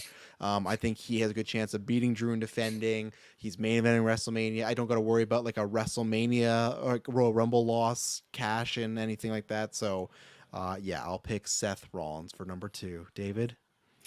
I am going to go with the EST of WWE. So they keep her strong, man. They keep her strong. And then, of course, she's got the WrestleMania streak going and everything else. Like, can't look past good Bianca Belair role. Mm-hmm. I agree. They love her there. So, all right, Sbubbs, number 3. For number 3, I'm gonna go with. I'll pick Bailey because I feel like after this title win, which I'm hoping is true, but I feel like it is, like, definitely gonna have at least a bunch of wins holding the title. So that's points with the title, and even if she loses it, I think she's still gonna be winning matches. I don't think she loses it and she's back to being like 0-67 or whatever. And I feel like she's consistently on TV. Like, even when she was losing matches, she was on TV every single week having a match. So that would have been points. So All right, this one might be a risk. This could be what wins it for me. This will be what loses it for me. But I'm gonna go with Jade Cargill. I'm hoping they're gonna give her a nice run of 2 months of just squashing jobbers every week. Just she's getting win after win after win. I'm hoping they're just gonna copy AEW and give her like a year undefeated streak. Like, there's a chance she doesn't get to the system and she's around for a bit and then she just goes disappearing. She goes to NXT. I don't know, but I'm picking Jade Cargill for my third pick. Like I said, I didn't know if I want to get her this high, but I think with her getting announced for SmackDown this week, that kind of changed things for me. I was like, okay, I think they have her plan doing something for Mania. So, and I think she'll be winning at least. So I'm going with Jade. David, you're number 3. I am going to go with Damian Priest. Got to go with that Money in the Bank holder. You worried about if it's a failed cash in that start of the year, that first night of WrestleMania, he cashes a tag match, gets rock bottom, and it's over for him? I think he is too much of a Triple H guy to have a failed cash in. Okay. And I'm going to hope that that's what he has going for him. I've been talking to many Triple H right here. I've got corporate Triple H who's been giving me tips, and he says go with this guy Damian. I also do think if he loses that, he's like dead in the water. I feel like that's something that really hurt Theory as well, was doing the cash in on like the US title, where like that just made you look like a bozo. Like Damian already looked like a bozo sometimes, but at least if he wins a title, it's like, well, it all paid off and he booked the right time, right? If he's waited this long and he loses, DOW. Like it's over Damian Priest as a character, I think. But I think he could get the win, I think, but we'll find out. But David has it. He has the Money in the Bank holder. So Sbubbs, who are you picking now? you guys bet against him, but I was the one who I think he's doing it, and based on interviews, he says he wants to be a true workhorse champion, not like whoever he's facing Seth. So I'm picking Drew McIntyre. Oh, okay. Okay. What if you worried about that contract? You know, a couple months from now, he's just gone. He's Drew Galloway fighting Kenny Omega for the AEW championship. As long as it's not back in TNA, as long as it's not right after a PLE, or if I see the rumors start going, I might have to swap him out. At least hang on to Money in the Bank, as Sbubbs is saying. At least give me June. So, but I don't know. I feel like he's winning. I feel like he's winning at WrestleMania. So I'm taking Drew McIntyre. Okay, this is one we talked about, and I'm thinking long term, especially with our draft here. Really, like, we'll have a few weeks out after the Rumble to get some points, but really, like, I feel like the Rumble's going to be one of the last big hauls for us to like decide who the winner is. So that's why, I didn't know it was her certain hometown, but Espo's gave that information. So I think it's Tiffany time. Is it Tiffany time or Tiffy time? I don't watch enough. Tiffy time. I got to go with the resident Barbie herself. I'm going to pick Tiffany Stratton. I think she's going to win a lot. I think has opportunity for Money in the Bank to get that pink briefcase. There's opportunity for Rumble. Like, I think whatever it is, the fans like her. She's very talented. She's young. Barring injury again or some controversy, I think she's going to get the rocket strapped to her. So, and I think she will win one of those big 3: title, Rumble, or the Money in the Bank. And I don't think she's going to fail like a cash in or anything if that were to happen. Even the Rumble, that one I'm a little iffy on because you could always lose plans change and you can always lose at Mania, but that's next year's draft. I don't got to worry about her winning a Rumble. I just think she could win the Rumble. So I'm picking Tiffany Stratton, number 4. David, you're 4th. Oh, I had someone in mind, but now I kind of want to switch it up and go with the man, Becky Lynch. Oh, good one. Yeah, always gonna get points there. Becky Lynch. Same thing. She is consistent. Yeah. You know that they're going to put her on the PLEs. You know that she's going to get her wins throughout the week. Like she doesn't lose unless it's either a major passing off to make somebody look strong, or there's some shenanigans afoot. But just week to week, she's not your losing type. Mm-hmm. No, I agree. All right, Sbubbs, who you got for your halfway pick? Well, almost halfway pick for the true superstars for the jobbers. I think I'm gonna go with Sami Zayn. I feel like he's consistently on TV, and he gets like, even if he doesn't win like the big time, he gets like pushes to get there. So like Yeah. he'll have like his streak of beating, like doing the gauntlet match, and before that he was facing Nakamura and different people. So I feel like that's I'm going for a lot of them, just being like, I want people who are on TV like every week. Mm-hmm. Well, speaking of that, that's why I'm going to pick Jey Uso, because it feels like he's going to wrestle Drew McIntyre like 10,000 more times and lose them all. But I feel like eventually It's like lose in the main event, Jey Uso. Yeah, they could always circle back. He could be the guy to beat Gunther, right? At Backlash, like I think he was a good option. Remember those rumors that he was, and then all of a sudden he wasn't. So I completely forgot. Like Jey Uso, just that one passed my list. I don't know how. Oh yeah, I got the big Uso there. So yeah, I'm picking Jey. I just feel like too, lots of times like he's like, like not always, but he is in the Raw main event a lot, just doing something. So I think he's a good kind of workhorse guy. So I'm going with Jey Uso. So David, your halfway pick. I am going to go with KO Kevin Owens. My man shows up weekly and is always with something. So he's going to be my point getter. Like you may not be winning it all, but you're going to be my solid pick. Okay. That's Sbubbs, number 6. I need points in the tag division, which is why I'm going with Johnny Gargano. I feel like consistent TV DIY matches, always challenging for the belts, or if not, they're like the tag guys. Like, well, there's another tag guys, but I'm going with them too, or Johnny Gargano only. Okay. I am going to go with Braun Breaker. I think he's going to get a big push. I see a lot of wins in his potential future. Even like a United States IC title run once Gunther drops it, because I think I don't think he'll get hot potatoed, but I don't think he'll get as many long runs as he did with Gunther. I think they'll do a couple of shorter ones, and even Braun maybe could find himself in a tag team. I just think he's going to win a lot at least. Maybe even won't even the big stuff. Yeah, I don't know. Who knows? But even Rumble, I'm not sure come Rumble time. I'm not going to say this now because I picked Braun. Like, we should have a points for eliminations, but maybe next year we'll make that rule, because I picked Braun. I feel like he's going to be the guy, like, look who got the most eliminations this year, the Rumble, Braun Breaker. But yeah, going with the Breaker there. Number 6 for you. Nice. All right. For my number 6, I am going to go with LA Knight. I feel like he would be a nice, just consistent getter for me. Yeah. He's going to be on TV. He's going to get those wins. This might even be the year that they put a championship on him. So I've got that going for me. Yeah, I'm going to go with LA Knight. He's already been on, let's see, it is end of March. He's already had 20 matches this year. So like he's consistent. Okay. I like it. Sbubbs. What number are we on? 7. Lucky number 7. So you got 4 more of your non-jobbers. I think, and this one wasn't even on my list, but it just came to me thinking of future maybe pushes based on story.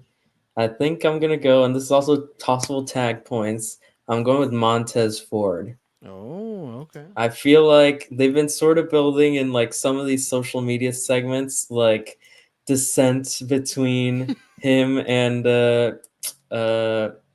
Angelo Dawkins. So I feel like if they end up splitting, that could be like they're fighting each other every week for like 3 months straight. True. Yeah. So that's why I'm going with Montez. And I hope, maybe US title in the future or something like that. So yeah, and I do like him a lot. So I'm hoping for a good year for him. Yeah, they keep teasing the singles run, but they keep like missing out. They got to pull that trigger now, because I think he's ready. I don't know what happens to Dawkins after, but Ford he's ready to be a top guy, I think. So Because she wrestles a lot, and I think we talked about her potentially have some big stories down the line. Who knows what could happen? I'm gonna pick Liv Morgan. I feel like she's always around. She's back from injury, so I'm hoping it's not gonna screw me and like get re-injured. But I think with the Rhea stuff, she could, and even the past couple weeks in Raw, she's been a main vocal point. So, and she could also just find herself in a tag team too. Unfortunately, right? Like that always kind of happens. So going with Liv for number 7. All right. I'm going back and forth between two people. One I know is going to get me some matches. The other one I think is going to get me some wins. So I am going to go with Santos Escobar. Santos Escobar. Okay. He has been a mainstay on TV with El Gato del Fantasma, and I think they are going to do some more, especially with Andrade coming in, more stuff with Ray on his downturn. So we're going to get a little bit more out of them. Okay. That's Sbubbs. I'm going with someone who I know it's guaranteed that they're going to be winning matches once they're back. So I'm going with Charlotte Flair. Oh, yeah, good one. How long till she gets back, though? How long does she cut the bench cold, though, you know? That's the risk I'm taking, but I think it's a good future investment pick, especially since it goes until next WrestleMania. It's not just till the end of the year. So for me,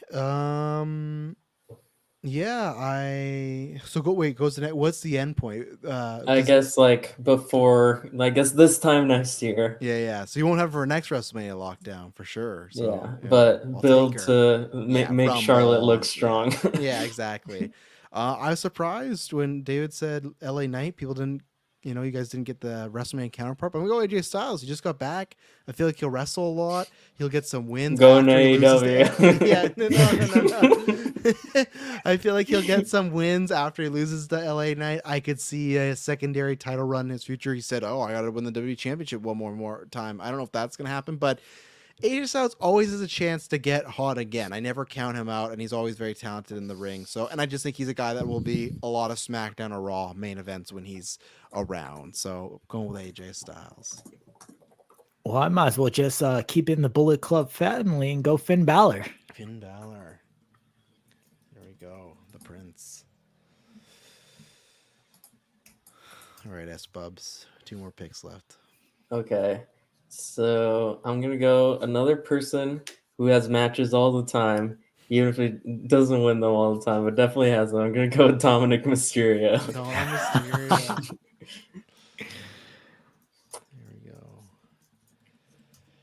Oh boy, okay. I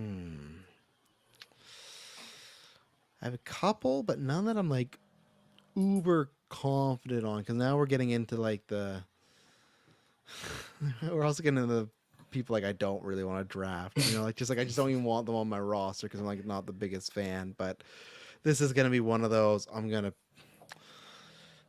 pick Austin Theory. I'm not an Austin Theory guy. I think I've said this to Sbubbs before, where everyone's saying like, "Oh, the uber babyface Austin Theory's coming." It's coming soon. It ain't happening. He is the 2011 version of John Morrison, where everyone fucking told me he was going to be the biggest deal in WWE, and I was sitting there all the time being like, my WWE used to have a forums page, and my biggest post on there ever was John Morrison is overrated, because I got everyone telling me, no, he's the next Shawn Michaels, he's going to be huge, and what happened to him? Nothing. He changes his name, and they're very talented. Not saying Theory's not talented, but I just don't see it. But he's a guy that's going to be wrestling a lot. Like, he's always just in matches most of the time, and maybe when he's a babyface, he'll get there. Maybe I get proven wrong, and he does get uber hot as a babyface, and I got him. So I'll go with Theory, just going with a workhorse right now.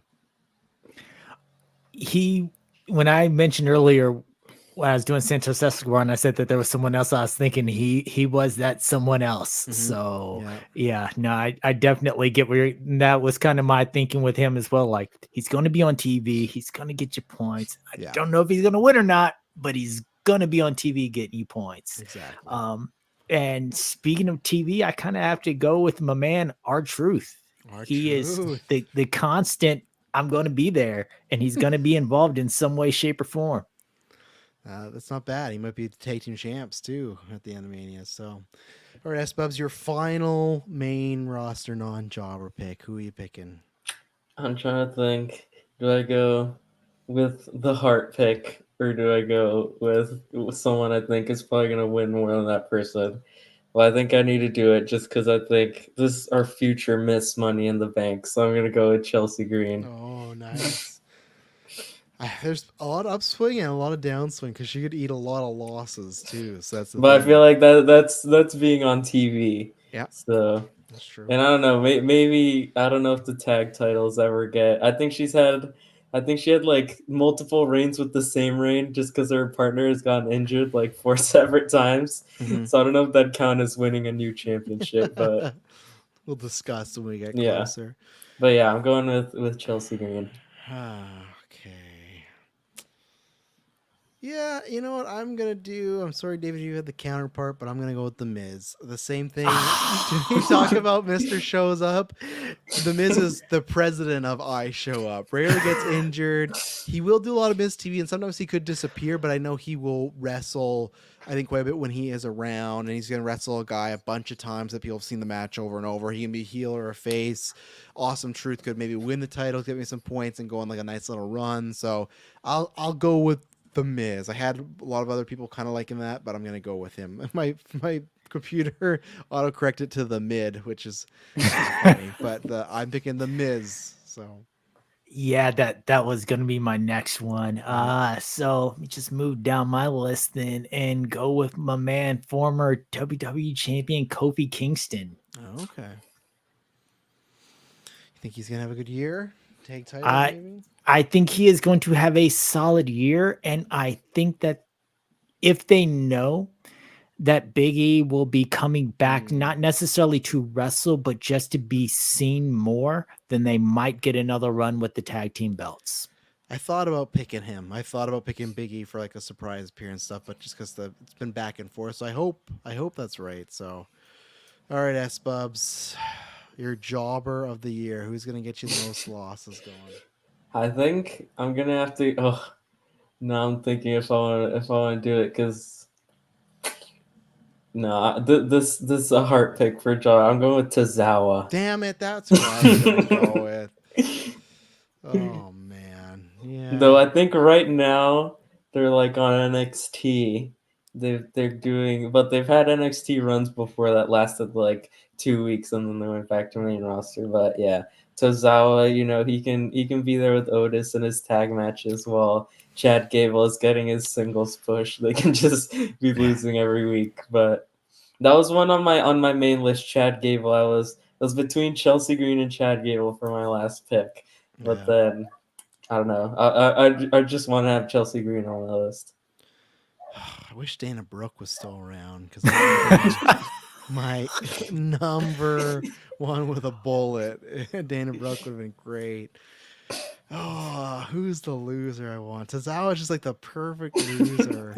I'm gonna because I have someone that's like a part of a tag team, so I don't know how much they'll be just on. God tier Tozawa pick. That was the first one. That was a good one. Oh man. I don't know how much this guy even wrestles anymore.